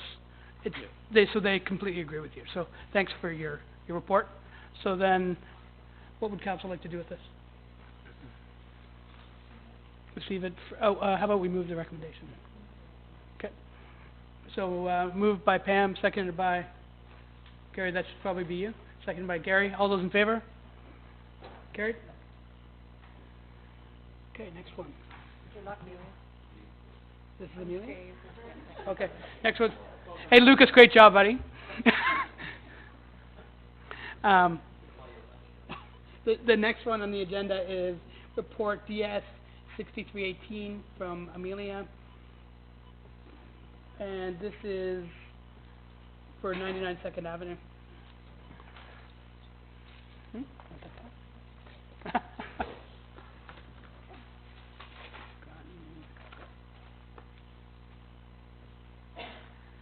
Do you want to just fill council in on this one, Amelia?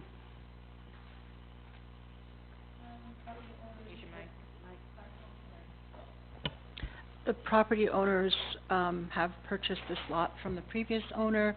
They'd like to build a dwelling, which will require a lot coverage of 40% as opposed to the 30% required by the zoning bylaw. Any questions for Amelia on this? Bruce, this is your ward. And yeah. Is there anything unique about that proposal compared to any sort of a standard? Is it, not really. I mean, is it unusual? On occasion, they'll exceed the coverage. It is a corner lot, so apparently the reasons for it is that they have a very large family and they're in need of a larger coverage. That's their explanation for it. Yeah. So, I mean, on occasion you'll get 35% as opposed to 40%, but it's what they're requesting at this time. So does staff normally take a look out and see, how do we understand whether, sometimes the numbers can be deceiving until you get some kind of a concept of, is that visually appealing and does it upset any of the neighbors? Well, we will ask that council approve the elevation drawings, so there will be some input at that time. Okay. So this is more of just a process in order to allow them to go to the elevation drawing? Sure, yes. Any other questions? Sure. If the concern is what they may potentially build, I guess the exercise is to get the 40% lot coverage and then engage an engineer or an architect to do a drawing from there. Is that part of the exercise? Yeah, for the grading and drainage, but in terms of an elevation drawing, before they get a building permit, we will ask that council have a look at it.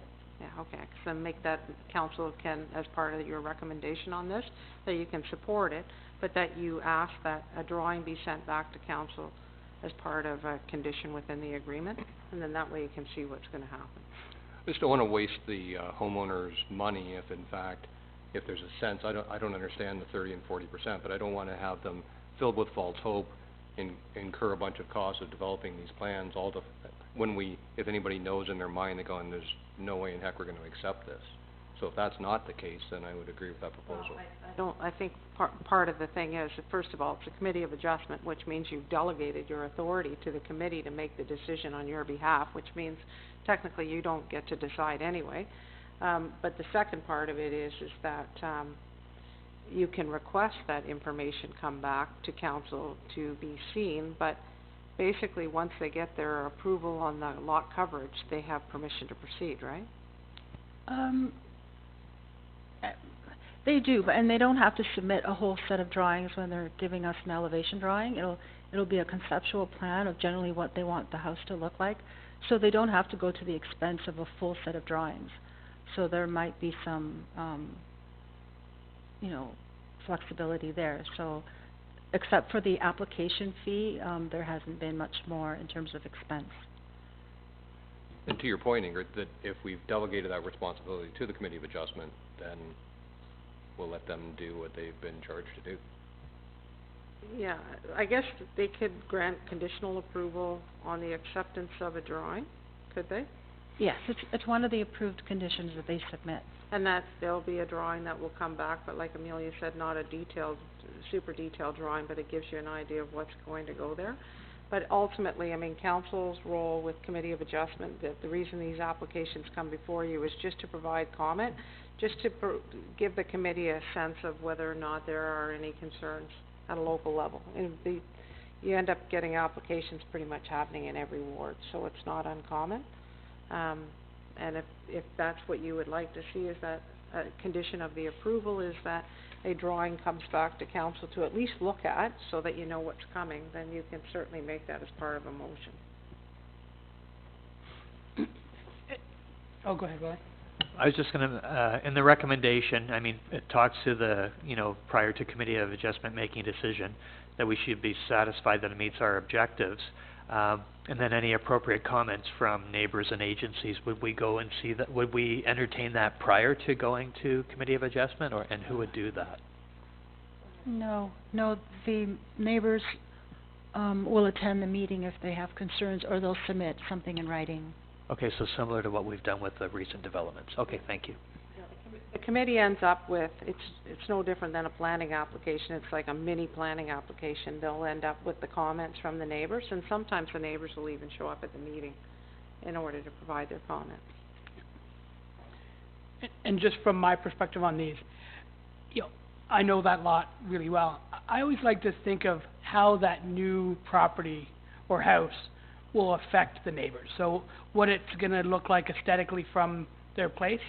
And I think of where the setbacks are, the distance from the house to the property line in behind, and again, for the new property, the property line to the house again, just to make sure that you don't have someone's property right on the back lot looking down into their swimming pool, that type of thing. So that's how I always look at it, is if I happen to have the house behind there, is it fair?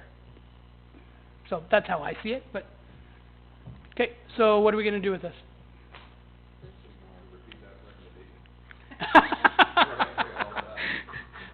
So that council supports the application, but council, as a condition of the support, would like to see a rendering of what's being proposed on that property. I mean, ultimately, if you're not happy with it, I mean, it will probably still proceed, because that's what the committee will make that decision, right? Well, if council doesn't approve the elevation, they'll have to go back and revise it. But again, if I understand, that's delegated to the Committee of Adjustment. I don't know if we want to be, as a council, reviewing every proposed home development or expansion. It's the difference, though, this one doesn't meet, this doesn't meet the our lot coverage, so that's why we get a second look at that. Typically, we've got those regulations to protect neighbors. In this case, they're going larger than the standard footprint, which is why we have a chance to comment. And the only part I'd love if you could add into your motion would be renderings from both streets, both Second and Barton. Fair enough. So you can see it from both angles. Good idea, sure. Okay. Thank you. And did we get a seconder on that? Okay, and that came from Willie. All those in favor? That carried. So we're putting all the recommendation plus asking for the drawing. Yes. Yeah, with the use of Second Avenue and Barton. Okay.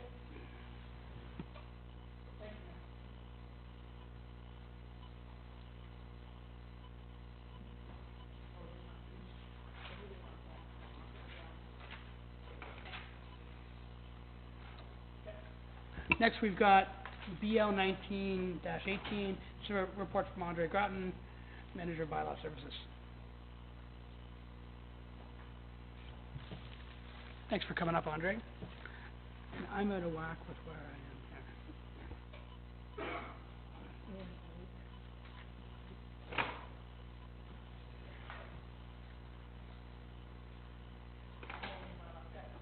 I know what my notes are. Okay, so, Council, we see this all the time. Andre does quarterly reports, I believe, on where we're at with bylaw infractions, what types of issues his team sees. I've got a couple comments, but do you have any questions for Andre while he's here?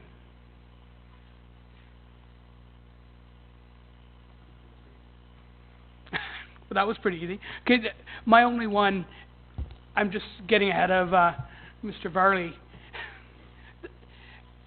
because I know this will come up. We talk about what we see as bylaw violations. Is there a way that we can get a report on how many complaints come from how many residents? So if there's, if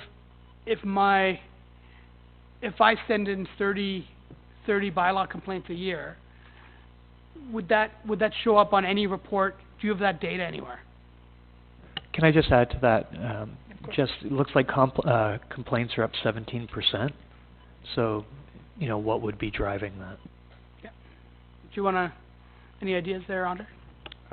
Well, we do work from a formal written complaint policy, so I don't have the ability to assess the increase. Obviously, on the rise in the last couple of years is refuse and roadside dumping is becoming more and more of a problem. So that definitely has increased the numbers. But being in that it's a formal written complaint policy, I don't control at what rate they're coming in. So that makes sense. In response to my question, Andre, is there a way for your next report to add that, where we get a sense of how many complaints we get from how many different people? So to know if there's one person that complains about a number of different issues, or if there's multiple complaints about one address. I would just think that obviously there is laws about freedom of protection of people's information. So I'm not sure how we would relay that information through the report, but it's something that I can look into. Yeah. Okay. Yeah. Yeah, certainly I wouldn't want the names, but citizen number one. Yeah, go ahead. I'm not sure about on this report, but through your worship to Andre, I think in a couple of the reports, because of the numerous requests from an individual in terms of to give the number of complaints, if we were receiving duplicate complaints about the same item, you were marking that in here that it was... Yes, I continue to mark that, and there continues to not be any, but I believe the question was if both you and Willie had called in about the exact same issue, that it's not generating two files, but from our standpoint, obviously, I have two complainants and I have two people that I have to respond to.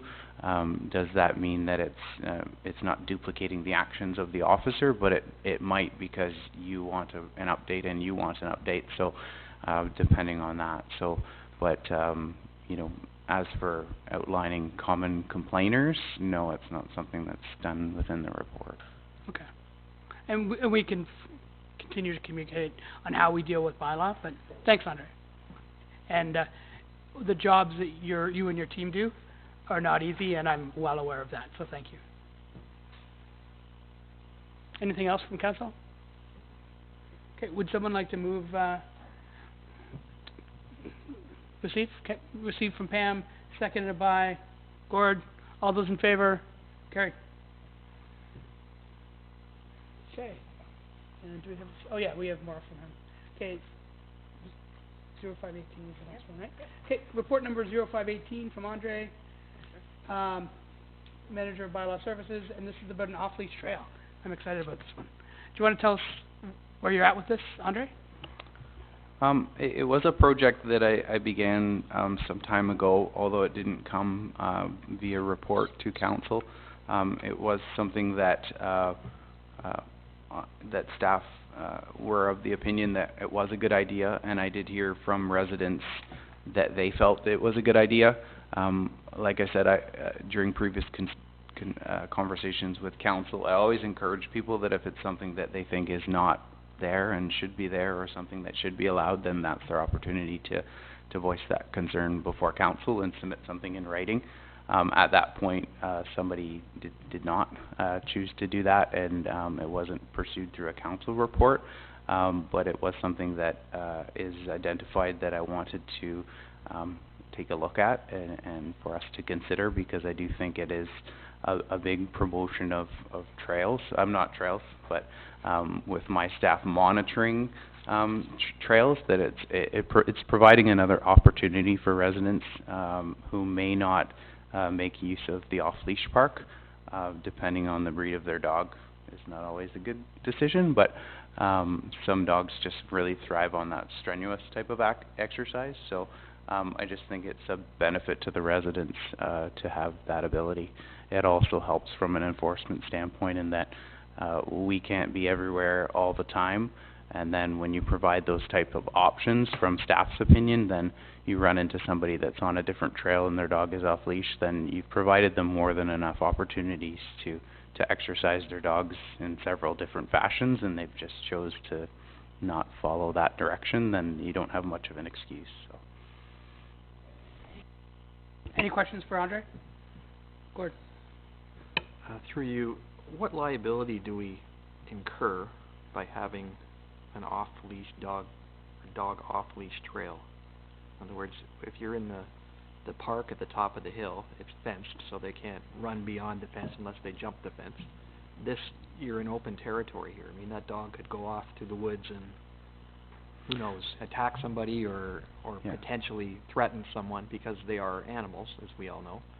What liability would we face should something like that? That was something that we did consider. Like I said, we originally began looking at it in 2016.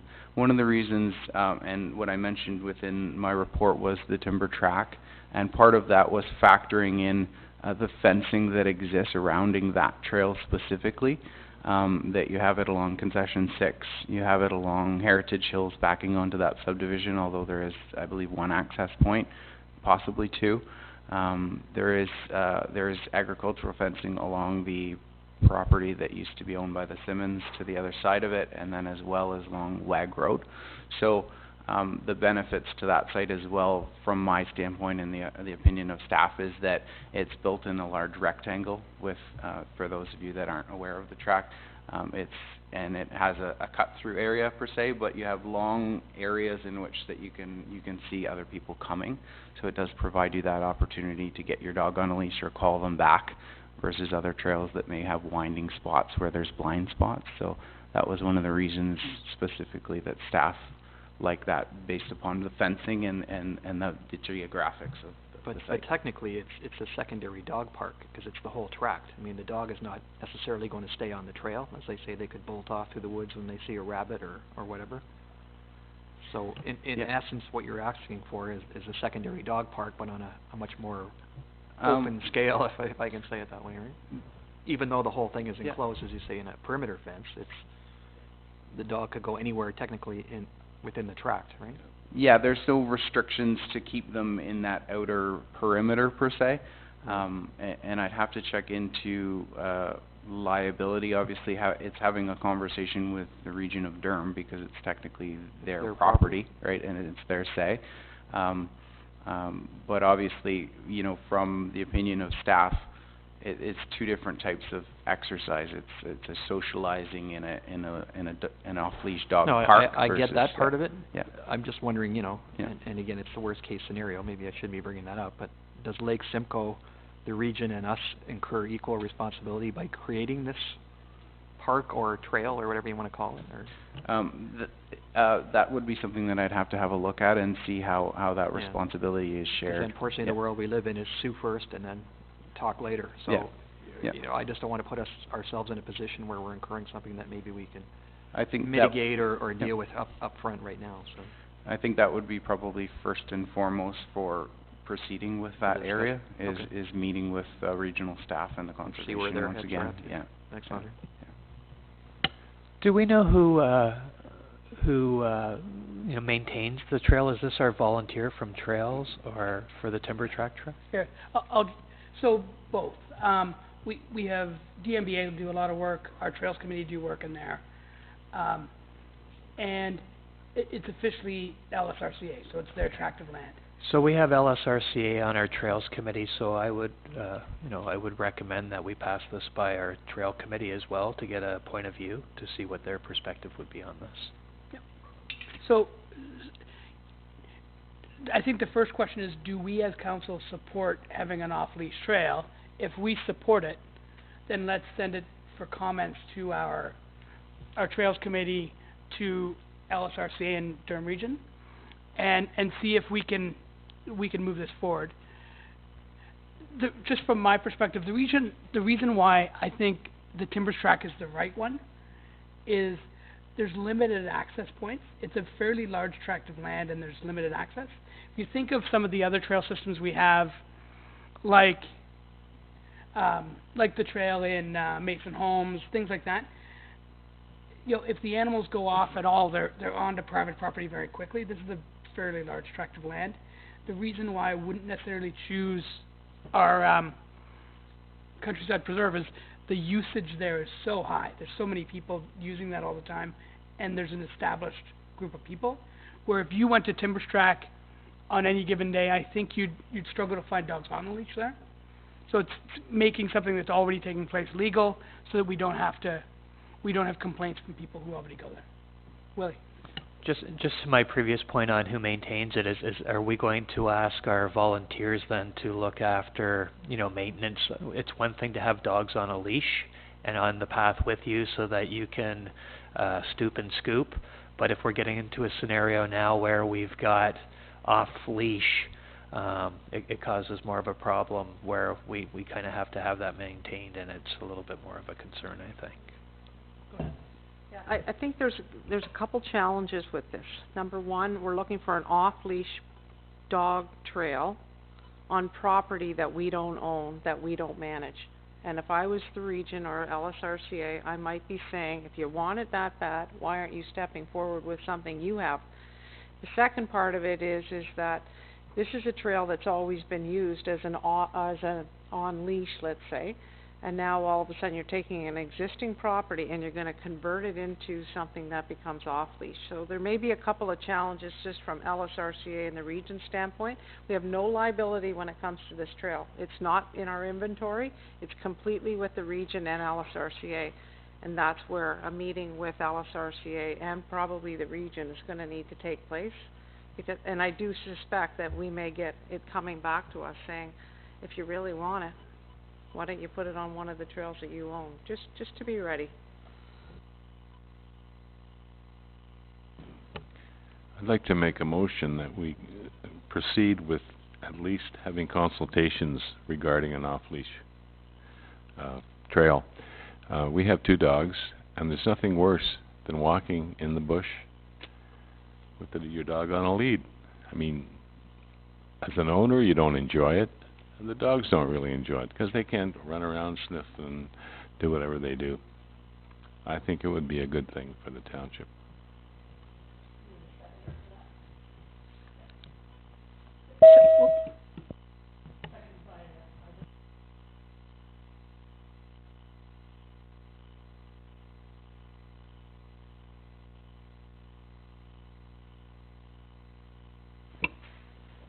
Okay, next one, this is...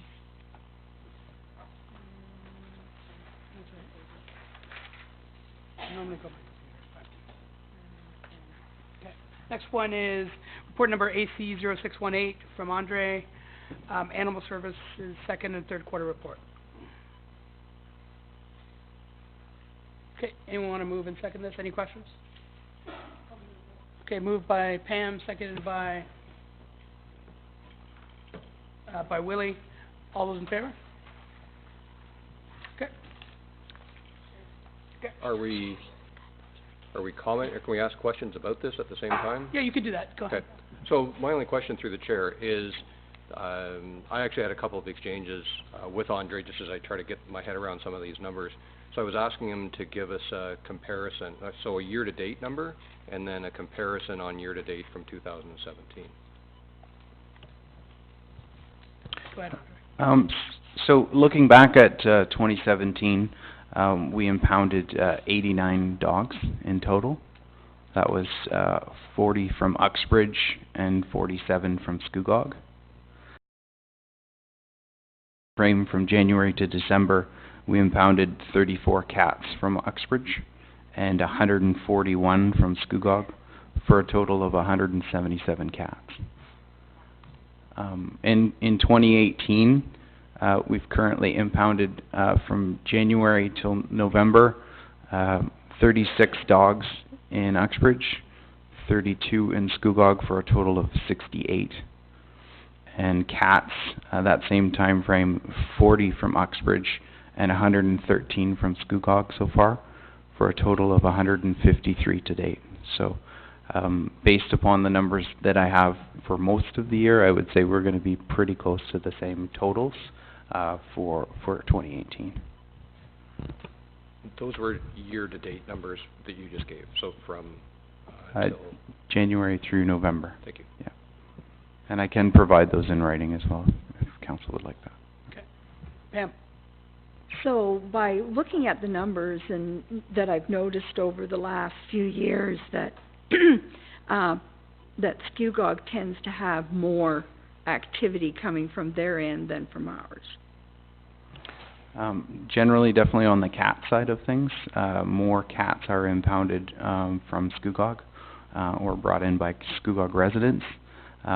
But the shelter is also within Scugog. I don't know if that will change once that shelter is out on Lake Ridge Road. If it does happen, we may see some change in that. But historically, yes, there's been more animals impounded from Scugog versus Uxbridge. Yeah, and then we have a amazing organization called Uxbridge Cat Rescue that might be dealing with some of the numbers that would have normally been in Uxbridge.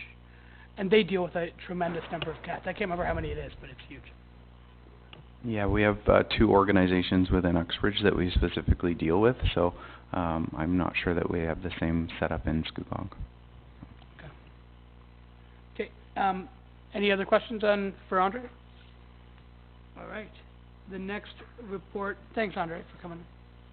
Okay, the next one is report number TR 3518. This is from Donna Re Maplebrook Homes. This is a release of the letter of credit. We do these all the time for the new group, and it's just when a development gets to a certain stage, we have engineering look at it, and it means that we can release some of their funds. What would we like to do with this, guys? Is there any questions for Donna? Or? Okay. Do you want to move it then, Pam? Moved by Pam, seconded by Gord. To move the recommendations. Okay. All those in favor? Carried. Okay, next one is report TR 3618 from Susan Strawn. We are interim tax levies. Okay, what would we like to do with this, folks? Oh, okay. Okay, Gordon? It might be helpful, Mr. Chair, if the treasurer could speak to this report and there's another one on here for interim budget somewhere. Why they're on there? Maybe give the new council a brief on what they're doing there. Thanks, Donna. Okay, so these are bylaws, so that in 2019 we can issue an interim tax bill to our residents. So basically, the bylaw gives us the authority to send out the bills. And just to speak to the dates are going to be moved.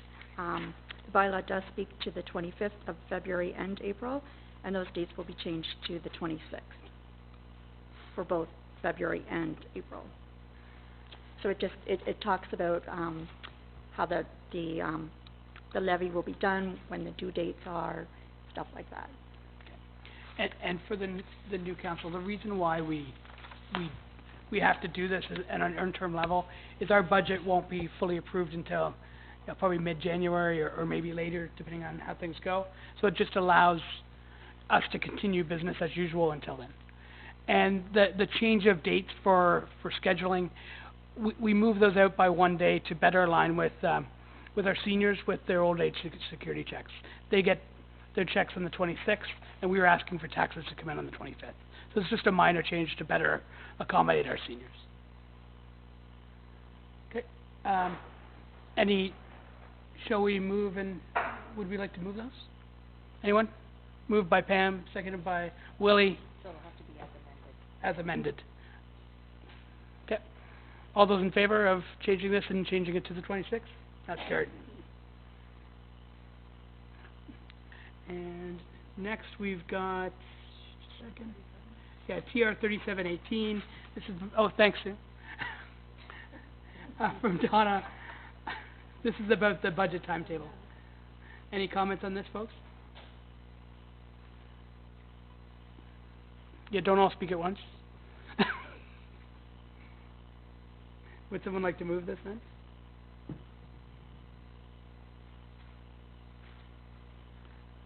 Oh, thanks, Gary. Seconded by Willie. All those in favor? Carried. Okay, next one, TR 3818. This is from Donna. This is a request for temporary borrowing. Now, I'll have a question on this as well. From Donna, we do this every year. Do you anticipate we're going to have to borrow money here?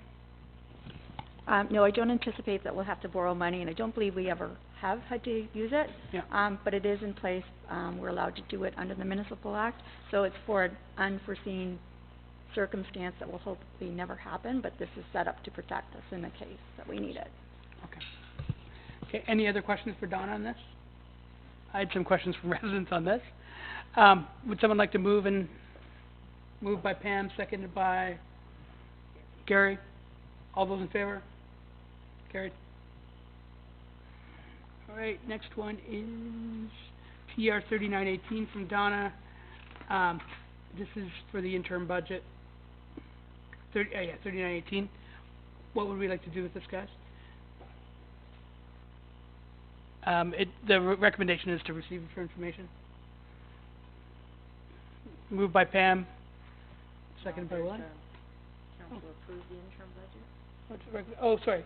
And the council approved the interim budget for 2019 in the amount of $13,648,587.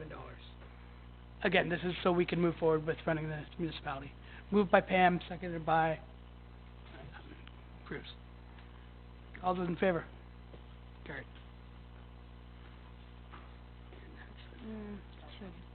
Yeah, I'm getting there. There we go. Report number TR 4018 from Donna, the Treasury, the Golf Fund Committee. Now, Fred was always on the committee. Now, I've had so many different conversations with different people at different times. I talked to Willie about the Golf Fund, and then I talked to Gord. It's a 3-member board. Is there one of you that would really like to do this? Or... Yeah, yeah. So... Okay. The reason I originally thought of Willie on this is he's worked in event management, so there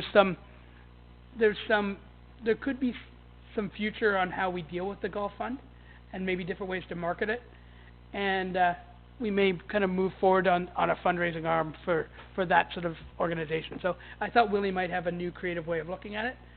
Please reach out to Gord. Gord's been here for the longest, so let's make sure we use him as a major resource. Are you okay with that, Willie? Yes, I'm okay with that, and I'll bug Gord a fair deal. Okay, perfect. I'll move the recommendation, Mr. Chair. Okay, that's moved by Gord, seconded by Willie. Thanks, Willie. All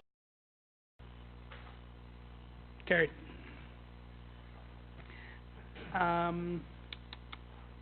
Okay, this is report number CL 5918 for Catalina. This is the council committee schedule. Bruce, question. Just a question or a comment on this. One of the things we heard about during the campaign was certainly the opportunity for the public to participate in sessions like this. Don't know if it's better or worse to have 10 a.m. or 7 p.m., but I think this would be the opportune time to at least begin the discussion is two things. Is 10 o'clock the right time for a morning meeting? I'm all for earlier. And then should there be more weighting towards meetings at 7 rather than the current weighting? Just open up for others' comments. Just being that that's the way it always was doesn't mean that's the way it always has to be. And I agree with you 100%. Pam?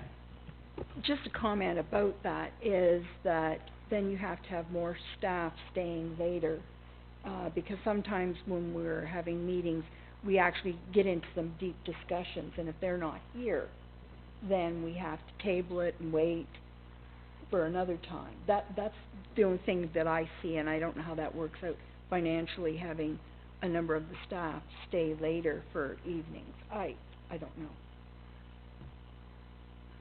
Gord? I'll just comment on the morning. It used to be 9:30. The reason we moved it to 10 was because we don't get our agendas till Friday, usually, if you're picking them up Friday.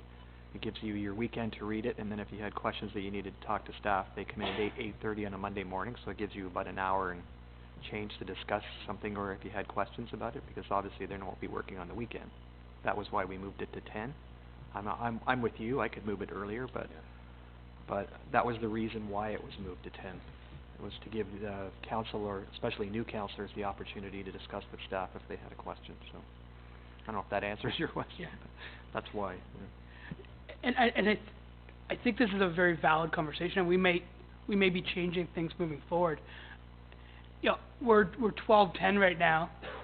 I'm going to be hangry in about 20 minutes, which means we're going to start rushing through a meeting instead of giving it the attention and energy it deserves.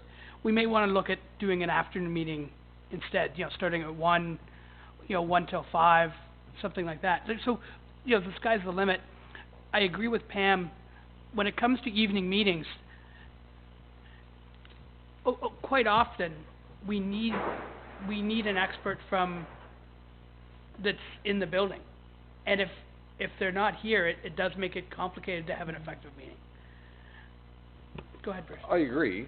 There just may need to be some scheduling around that, because ultimately it's about the potential participation of the public.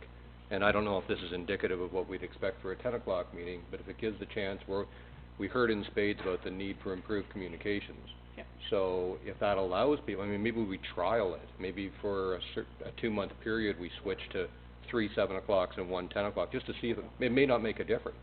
Until we try it, we won't know. Yeah.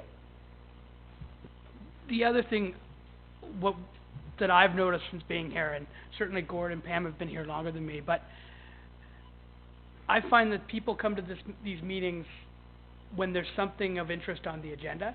So quite often we fill the council chambers, but it's when there's a development in their neck of the woods, or when their kids are being honored for something. I haven't seen a huge difference in day versus night meetings, but I haven't done a full survey of the public. But why don't we continue to talk about it? Why don't we can pass this now, and then talk about how we can move scheduling. What's amazing for us as the new council, we can change as many rules as we want to. We can have meetings when we want to, and I certainly don't want to do things because that's the way we've always done it. But let's really think about it, because it will be more costly and in some ways less effective to have evening meetings because of the staffing perspective that Pam brought up. Should we continue to talk amongst ourselves offline and just kind of brainstorm this over the next few weeks? Yeah, I totally agree. I think it needs more conversation than one time through. I think we do need to convene and talk about what is the best for staff, us, and especially the public. I agree 100%. Just to comment on it, though. We have one night meeting a month at this point, just so everyone's clear. And if there's any public planning meetings, they are also scheduled at night. So we're not pushing the planning meetings into the day schedule, they always come at night. And sometimes you will be asked to attend additional meetings in the evening, depending on whether we have planning applications coming forward, just so everyone's clear. Any other comments? Oh, Catalina. Just quickly, Gail, who's a very passionate resident, she brought up to me that in my report in April, we have 3 meetings because it's a holiday with Easter, and she requested that April 8th, since she can only make night meetings, be a night meeting and not a morning meeting, and I said that I would bring it up to council to see if, and I'm happy to change the report quickly to make April 8th at 7 p.m. instead of at 10 a.m. since there is no night meeting. Yeah, so let's keep that in mind and consider it, but let's consider it when we look at our schedule and what it's going to look like. Let's not make that change right now without us knowing exactly where we're going to be. Is that fair? So we'll leave it. I would suggest we leave it as it stands and then decide how we want to deal with this moving forward. So can I get a motion to accept the schedule? Pam? Gary? All those in favor? Carried. Okay, next one, report number CL-18. This is from Catalina Cannabis Retailing. What did I say? Oh, sorry, CL-6318. Recommendations, background. So the recommendation on this, what's that? Oh, the recommendation on this is that we receive it for information and that we support the transition of the corporation domain name. Oh, wait, is this? I thought this was cannabis. 63. Oh, there we go.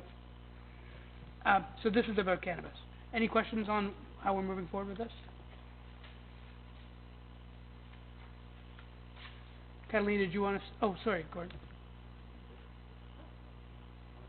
The recommendation, Mr. Chair. Okay. So I had, but it was more. Yeah, we've again. I think we need to meet people where they're at. And I talked to him over the weekend. That they would have to pick them up. Why don't you turn on your mic and we can discuss the survey? Oh, okay. No, maybe Catalina, you had a discussion with Councillor Snooks, and I think he was proposing that we move a little bit outside of the online survey and the public meeting to pick up surveys in other locations. So we did put physical surveys at all of our township facilities, so people do have a chance to fill it out, not online. And his suggestion was to try to engage more of the aging population, so to go to the retirement homes and drop off surveys. The only thing with that is that I'm happy to do that, but I don't feel comfortable dropping off the surveys without actually having some sort of presentation or speaking to the residents, because there's so much more to this than just retail cannabis stores. They really need to understand the financial considerations of this. So I'm happy to do that, but it will take my time to go there and talk to the residents about what's happening and give them an update on retail cannabis. Okay. All right. So, yeah, I'm just wondering how we'd move forward with this from, is there anything with your current report that says we can't go out? Okay. So then let's have someone move the recommendations of Catalina's report, and then we brainstorm the best way to get the best data and hear from the highest number of residents possible, especially the mix of demographics, so we hear from the young, the old. And now that we're in the public information consultation phase, if you have any ideas, please feel free to email me to get the word out, to get people to fill out that survey and attend the public information session. Colleen provided us with an update. So far, the survey was released just on Friday, and we almost have 400 people who have filled it out. So that's pretty amazing. Yeah. plus we've received a couple items of correspondence as well on it. So lots of people are engaged on the issue, so it's great. It's fantastic. Okay, Gord. Just a subsequent question. The calls that I get are basically geared around the enforcement side of things, like what ifs. Is there a way we could get DRPS in here to sort of answer questions, not only from us, but the public? Because I think that's a piece that's kind of missing out of this. So It's great for us to say we're going to refuse it or we're not, but at the end of the day, when it comes to enforcement and, driving under the influence, all that kind of stuff, I think it would be better coming directly from them rather than us trying to interpret their position.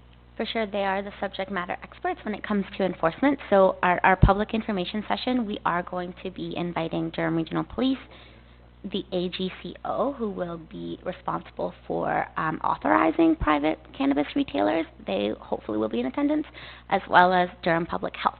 So there will really be a wide range of experts on the topic where people will be able to ask their questions at the public information session on January 8th. Will there be any formal presentations from those groups, or will it just be sort of a We're still trying open to... house type of thing? I'm more geared towards open house, so people can have those one-on-one conversations, but if you would rather it be formal presentations by each expert, then I'm happy to do it that way as well. The mayor and I were talking about perhaps having the experts sit here around the table and have members of the public out there and come one by one to ask questions. That's a way that we could do it as well. So really, we do have some time to figure out logistics, so if you do have any ideas on the way that you'd like it to be formulated, I'm happy to chat and we can do that. Thanks, Catalina. So again, to get this thing started, let's get someone to move the recommendation, and then we can brainstorm the best way to communicate with the public moving forward. So you just need a recommendation of this one? Yeah. Okay, moved by... No, you have a mover, Councillor Hyatt. Okay. And who was second, anyone? Okay, second then Willie. All those in favor? Carried. Okay, now we have... Okay, next one is report CL 6418. This is from Clerk Debbie LaRue, talking about the Uxbridge domain name. All right, just the history on that one. I think I might have brought this up to bring this onto the agenda. The town.uxbridge.01.ca, writing it out for our residents, for us, for other, all the correspondence that we get. It's a bit of a burden for people to have a website that's quite complex, putting all this data on business cards, when the majority of the population have gone with the shortest domain names possible. We already own uxbridge.ca. I just thought this was, moving forward, this would be making us more accessible in a very minor way. Any comments, Willie? I'm not 100% technologically inclined, but I know that there's, for emails as an example, you can have vanity names so that it would be, Willie at whatever as an example, and shorten it.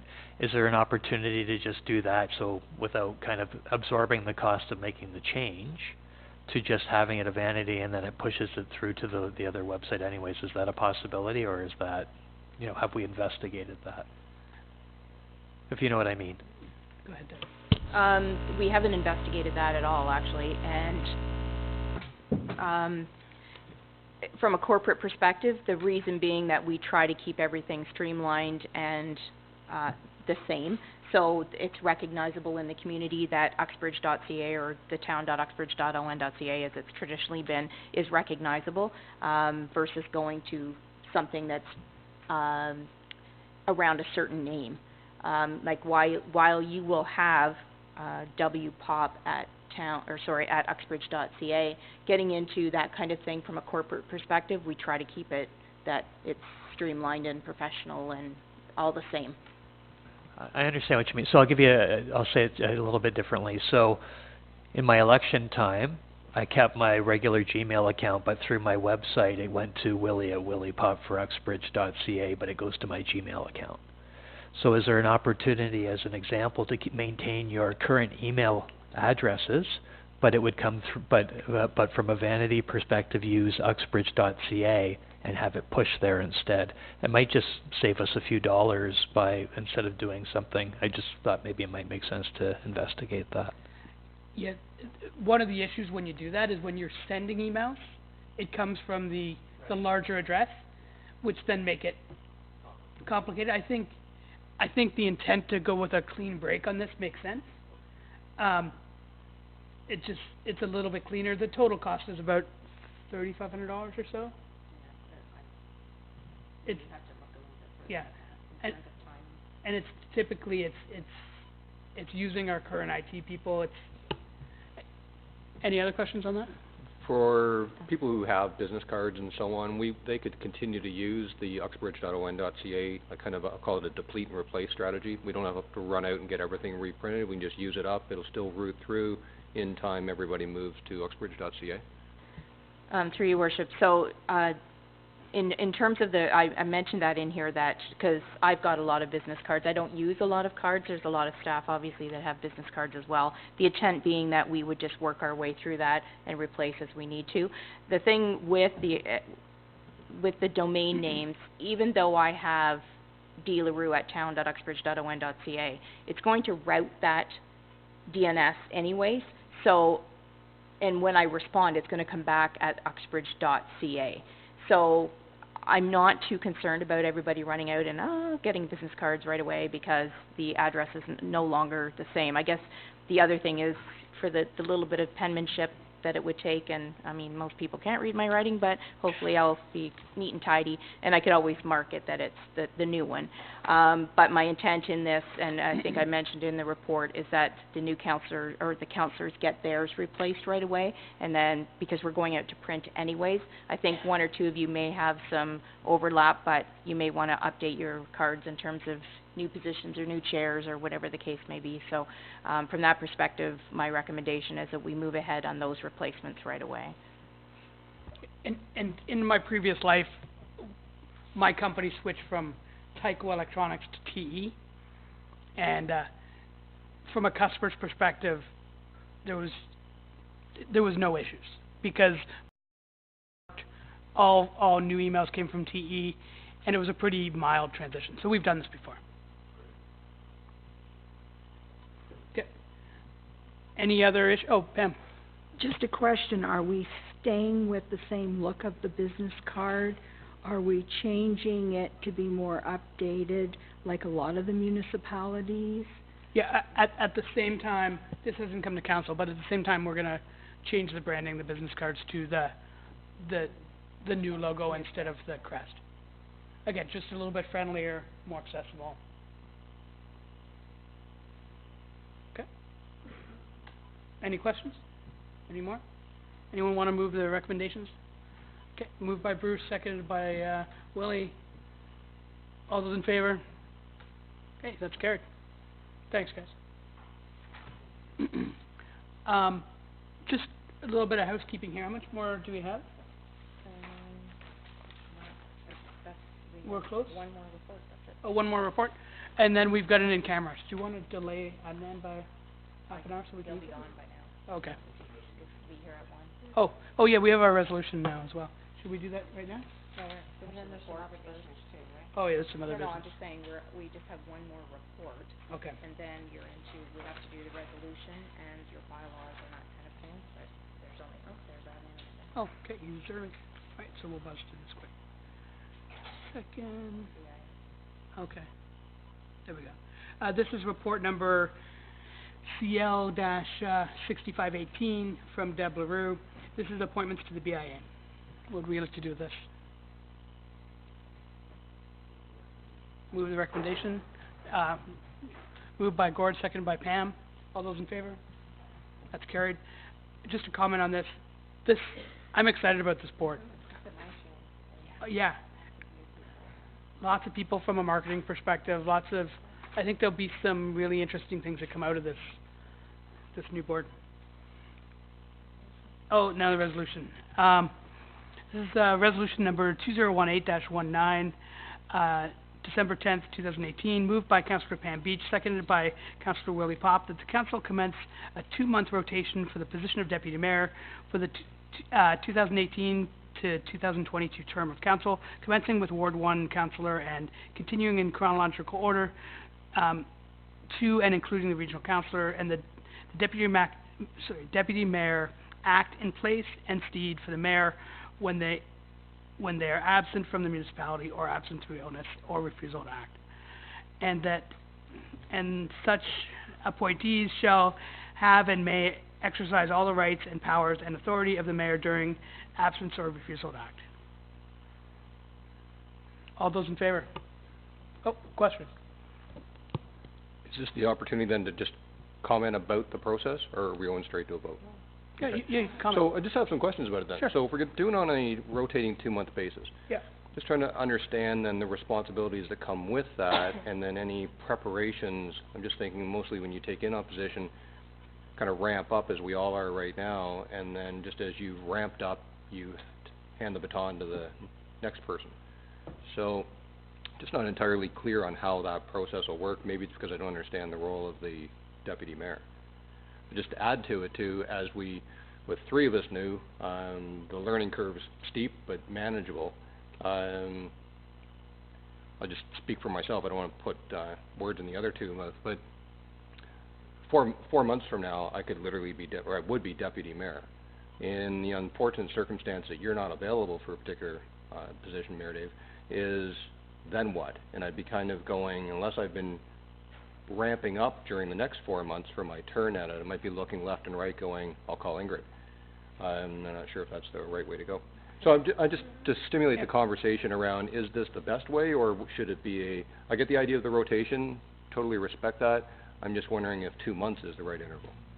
So, and the reason I chose 2 months was so that we could go through 1 year of this process, so that we would all get more familiar with the job, so we could find out how we all align in terms of skill sets. Because I figure in a year we'll have a better sense of where we're going. We'll know who's stepping up to the plate in different areas. By then, Gordon will be fully immersed at the region, and then we'll have a better sense of who should be deputy mayor for the following 3 years. So maybe you want to make it for the term of 20, Yeah. with 19 and only do it for Yeah. a year with an evaluation. That's would council support changing that to 2018 to 2019, just so we're a year in? Then you evaluate. Yeah. Oh, so make it for just 1 year. That's my intent, but we just design the paperwork the way they always do. But my intent is to change this after a period of time. Once we have a sense of the new councillors, once Gordon and I are more immersed at the region and more up to date, then we'll have a better sense of where we are. Would that mitigate some of your concerns? I'm just, really the issue is the frequency of the rollover and not having a clear understanding of what the responsibilities come when each one of us have that turn. That's what I'm not clear on, and whether there's expectations that would come from that I'm excited about taking on. Just don't want to find that I let down somebody in that position when I go, hold on what? Sure.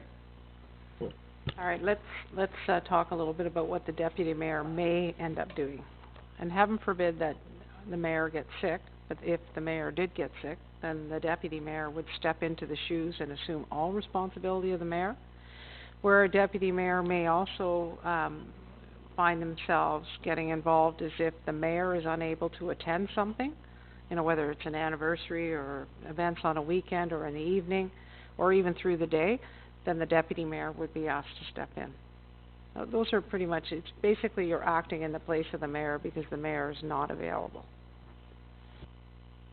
Now, like the chief said, the fire chief said about, from an emergency management standpoint, that could be the deputy mayor, but that could be any member of council. And when we're choosing that person, that would not transition with this. The person who's chosen for that position will be someone who is very available, especially times when I won't be, in the event of an issue where we need to be thinking as a corporation in an event of emergency. And then chairing meetings will be a big one, right? So if I can't be here for a meeting, someone to sit in the seat and chair it. Any other questions? Willie? Is there examples of other municipalities taking this approach? Yeah, so the region do this, and there's a number of different ones that do this. I think Pickering rotate it, Kingston, but this isn't unusual.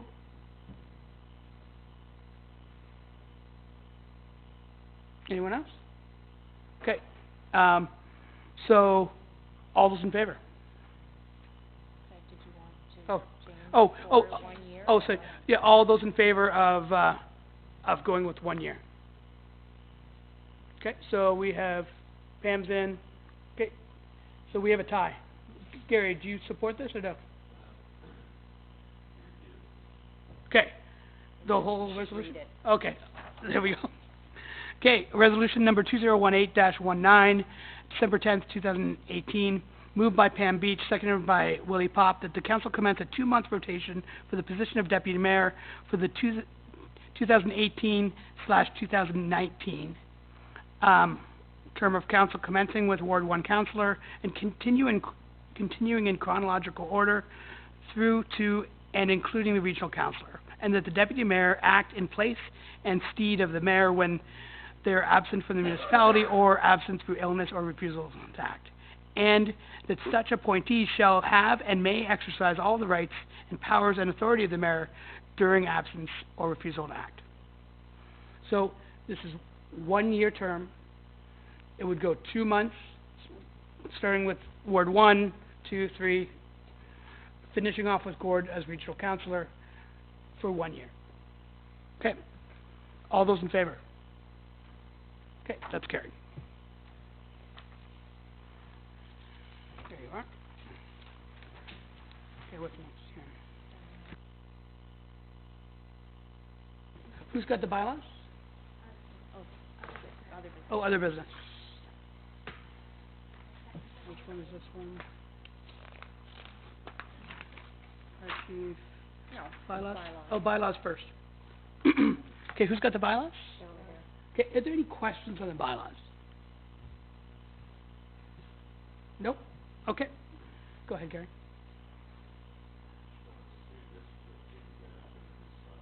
With the mic on. You need your mic on. You need your mic on.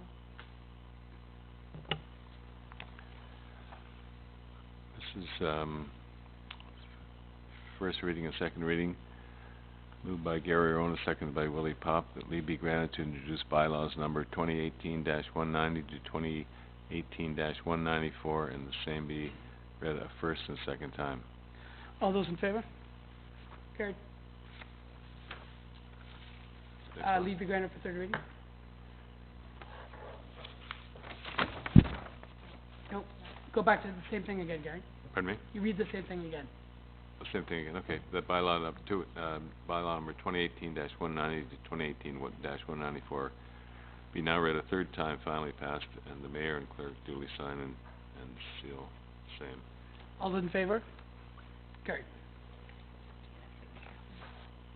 Okay, unfinished business? Oh, yeah. There we go. And then other business. First one is, this is the data point. Oh yeah, this was your report, right? The data point methodologies for rural residential and development potential, the MCR. Do you want to speak to this, Ingrid? Sure. I had it put on just so you understand that the region's going through a process, looking at all of the available building lots within the township. We're going to validate whether or not that still is exactly the same. But I just wanted you to be aware that that's the process that the region's going through right now as part of their municipal comprehensive review. We'll be talking about this at regional planning as well, so Yeah. it's coming up. Okay, the next one. Okay. Okay, well, can I have a motion to receive that data for information? Okay, from Willie and Pam. All those in favor? Carried. Okay, the next one is in regards to the electronic sign policy. I don't know about you guys, but I've certainly heard a huge amount of information, kind of countless complaints on the sign. And we talked about better communication under this council. I think this is one way of doing that. We've heard a lot that this sign, it's very difficult to read.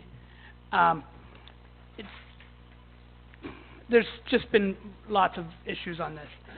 I sent you all an email over the weekend with some of the mock-ups that were created by Take Root, and sort of the conversations that we've had with them.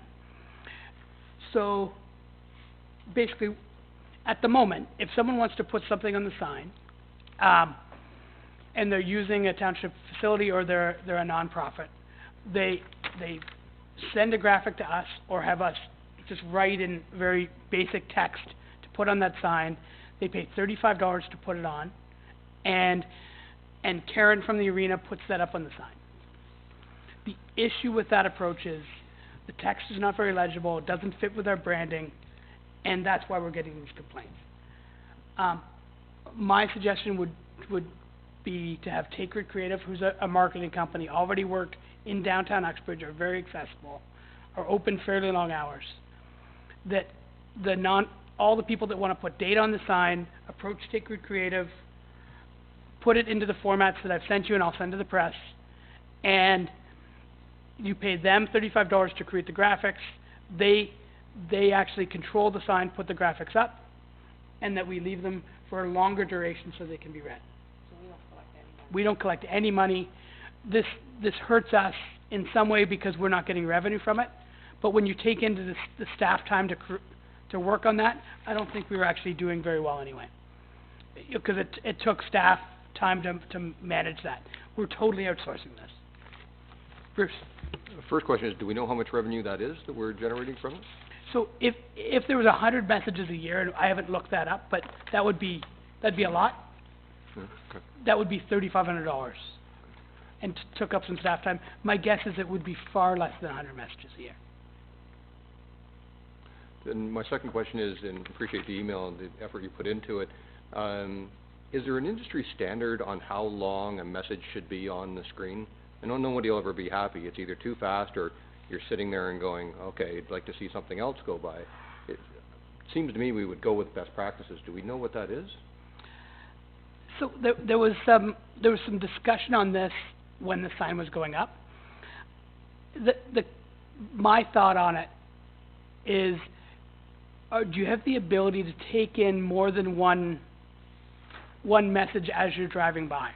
And by changing it mid-route, are you taking in more than one message, and does that distract you from driving? Well, my comment would be the speeding signs. It flashes at you, you go, oh, and then it tells you your speed, oh, and then it says slow down. And, well, if I was speeding. So it seems like from that, which is a very small sign with very limited messaging, granted, but it seems like it's recognizing that people are going quick. What I don't want is somebody distracted long enough to be looking at the sign, thinking about it, where it should just be a glance, oh, there's a Breakfast with Santa coming up. I think I'll go check on that. Not, like, you're not going to slow down to read the signs. I think most of us, in public in general, can absorb very quickly. We're used to that as drivers. If it's up for a minute, as I drive into town past Mark's, whatever they call it, to me, I'd rather, I don't know what the answer is, I just know that I'd rather get more information than less. If it's on for a minute,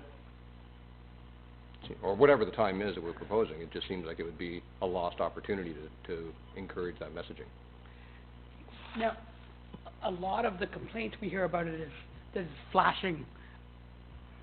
It's flashing, it's creating distraction. And again, we can change this as we go, but with 30 seconds or 45 or a minute, just pick a number that's not 8 seconds and see how that goes. And we can revisit this moving forward. But Any other ideas? Willie, you're more the marketing guy in the group. Yeah, well, I think going back to Councillor Garrett's initial response about asking for an industry standard, I think that Take Root could probably provide a timing to it. You know, when they do radio ads, a lot of times 15 seconds is more than enough to do items. This is a visual one. It's a moment in time. I think that we need to look at, do we want to have one message or do we want to have two? I agree that spinning them too quickly is not optimal.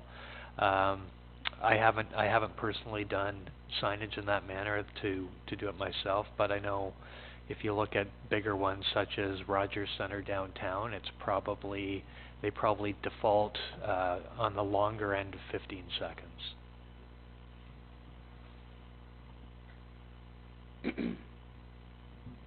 Gordon, oh, sorry, Pam.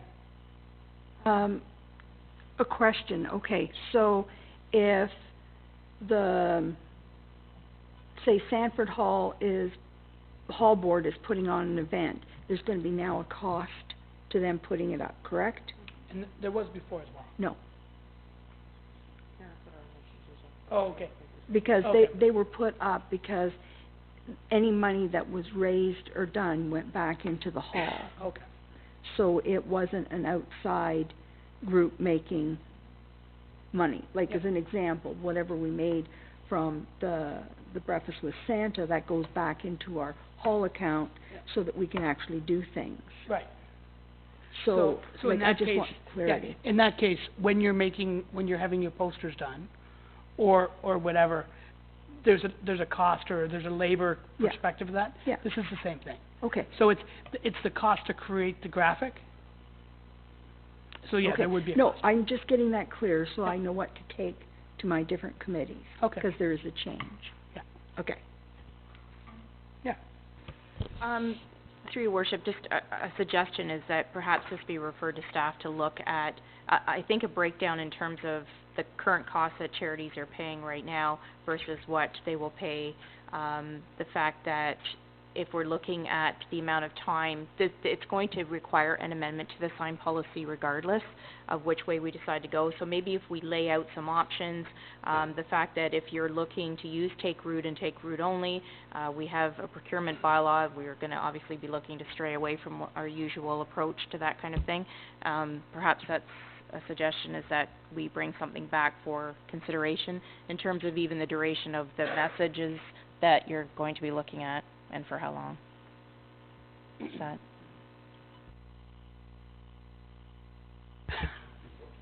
What's that? Sorry, I'm just saying the approach is good, to Yeah. properly brand it. I haven't heard the complaints, but if we're hearing complaints, then let's address it and do it better. So I'm on side with the approach. Yeah. And again, this was, you guys weren't campaigning at the time, but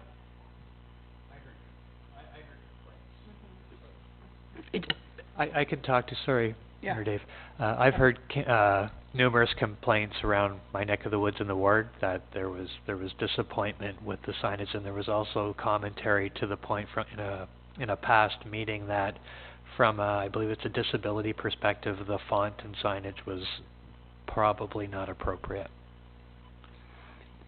the other thing that we could do quickly, if you guys were open to it, we convert all of our current messaging to the graphics that I sent you, for a couple hours of labor, which is about $120.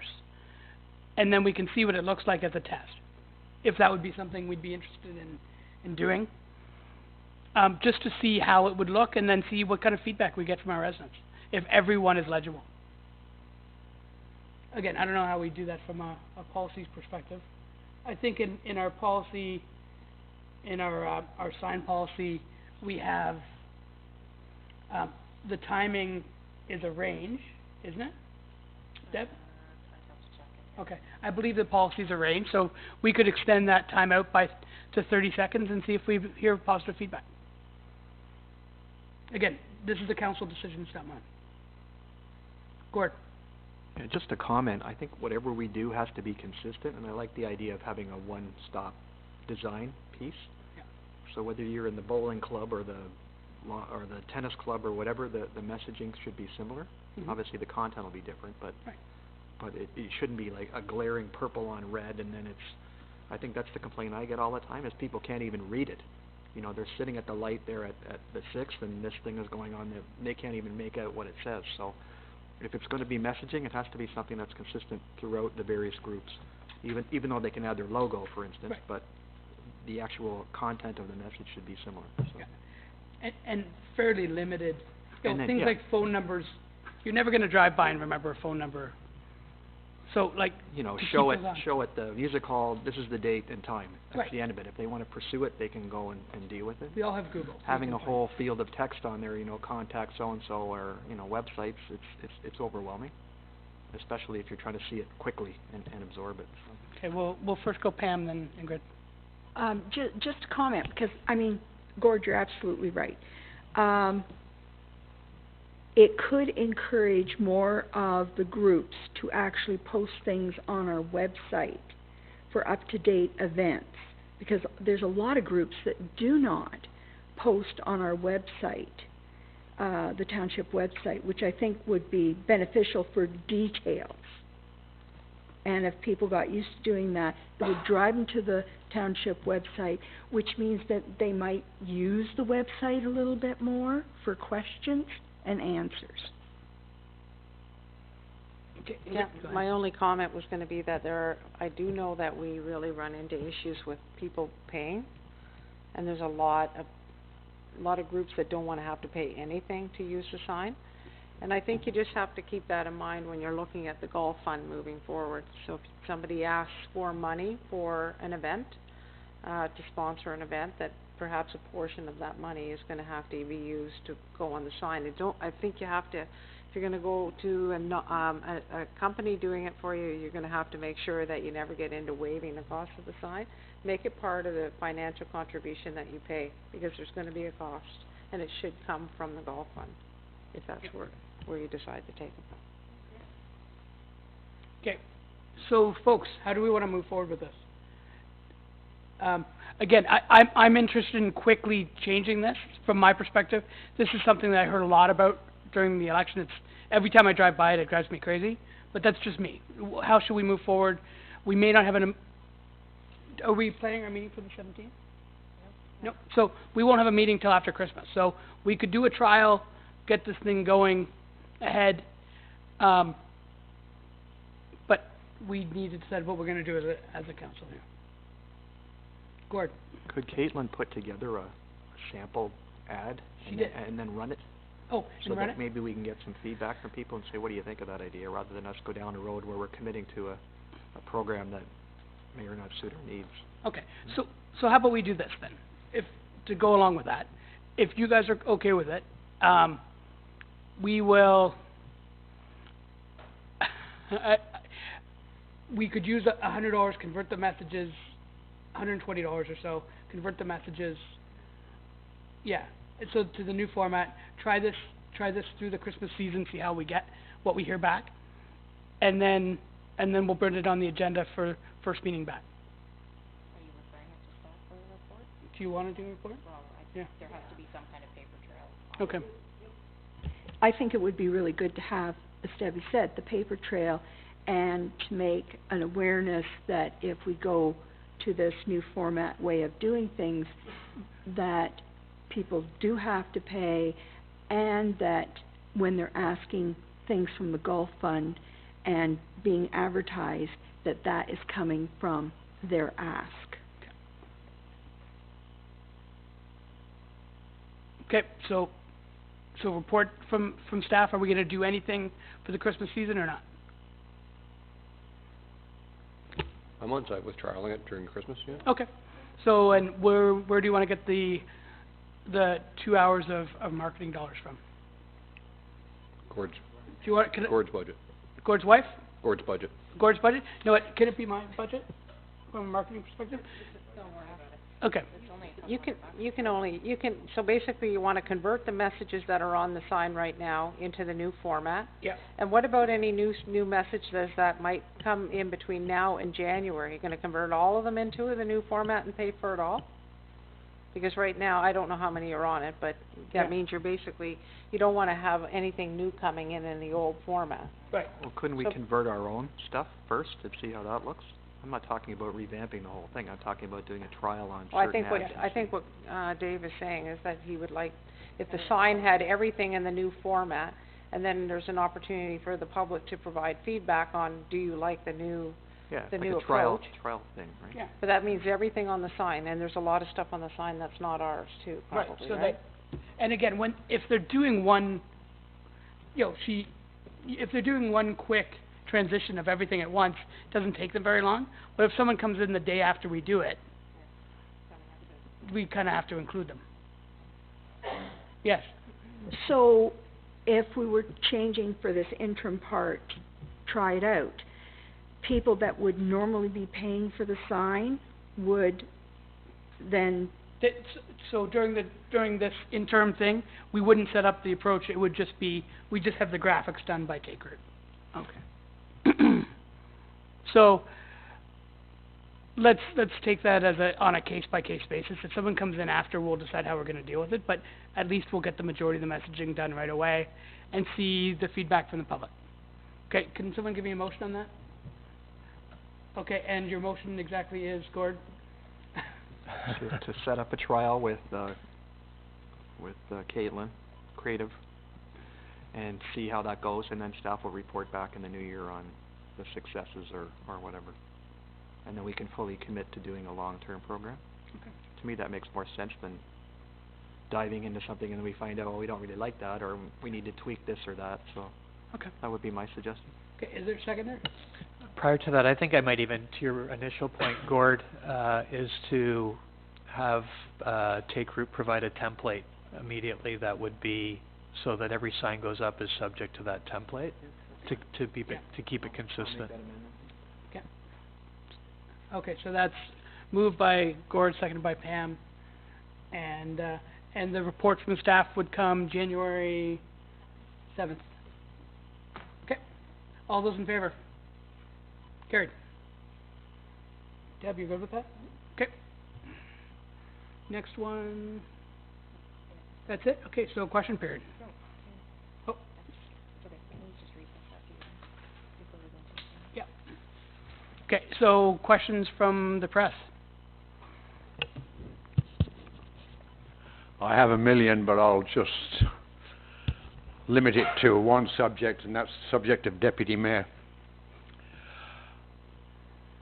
If the mayor is not available to go to regional council, does the deputy mayor go in his place? We haven't made that appointment, so no. There will be a report from, the region are gonna ask us for an alternate at some point to fill in if the mayor or the regional councillor can't go to the region. That's what we did in the past. So Gord was the alternate at the region on the last term of council, the last year. Only council. Yeah, only council, not committee, to vote in the place of either myself or Gord. So this is something the region is looking at right now, is that right? We haven't seen that yet, but they did for the last term, so yes, Okay. most likely. Last summer, just 6 months ago, this council, well, not this council, but council was in turmoil when Gary Lynn O'Connor was appointed the chair of the region, and then there was discussion as to who would take over the role of mayor. And it seemed obvious that that should fall to the deputy mayor at the time, which is Mr. Malloy. But if you'll recall from that period, there was a lot of turmoil over that. We had delegations here who were angry about the process and all. It seems to me this would have been an ideal opportunity for you, Mr. Mayor, to resolve all those problems, pick a deputy mayor and lay down what the rules are for the succession should you not be available. Why did you not do that? Thank you for the question. For a number of different reasons. One is we have some new councillors that are getting up to speed here now that have a lot to offer. We have a fairly new council, and I thought this the interim time would give us all an opportunity to see where we fit into the new council. That was the reason for the interim period.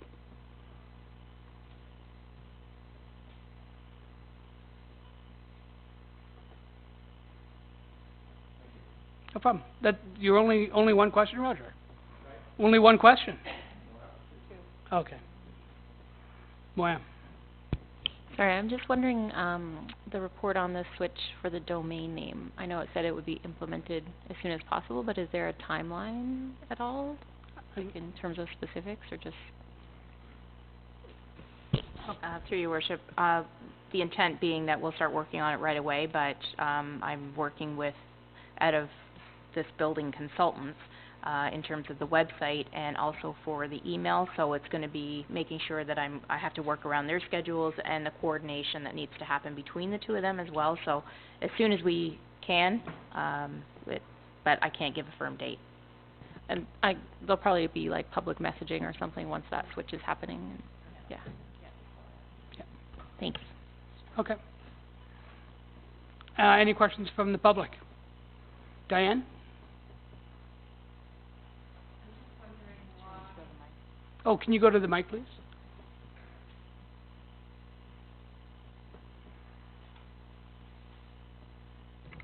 I'm just wondering why only Take Root was offered this opportunity. We have other graphic businesses in town, and there's going to be some upset people when they see that Take Root just has this. Okay, and I understand that point of view. This is a fee for service.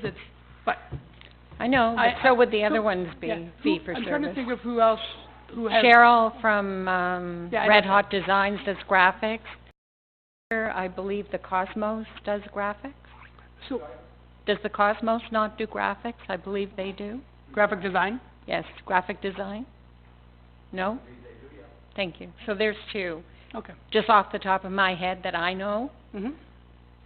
So I think it should have been offered to other companies, not just one. Okay. And that there's nothing that says that couldn't happen. This is a local marketing company with multiple staff that are open in a storefront multiple hours of the day.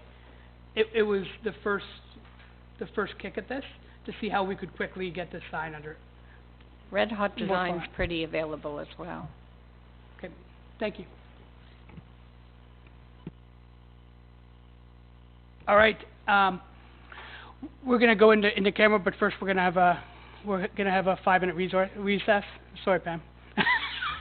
Thank you very much. All those in favor?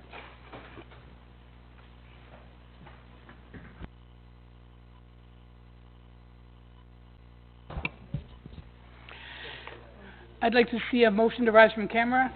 Willie and Bruce. All those in favor? Carried. Confirming bylaw? Mike, please. Mike, please. Thanks, Gary. Sorry. Okay, first, second reading.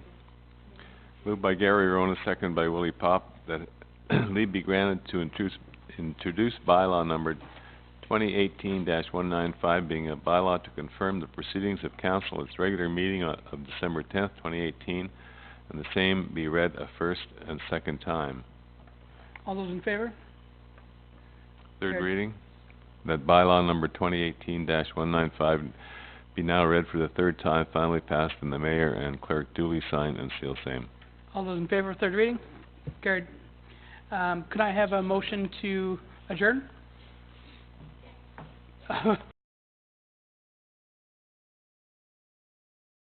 Carried.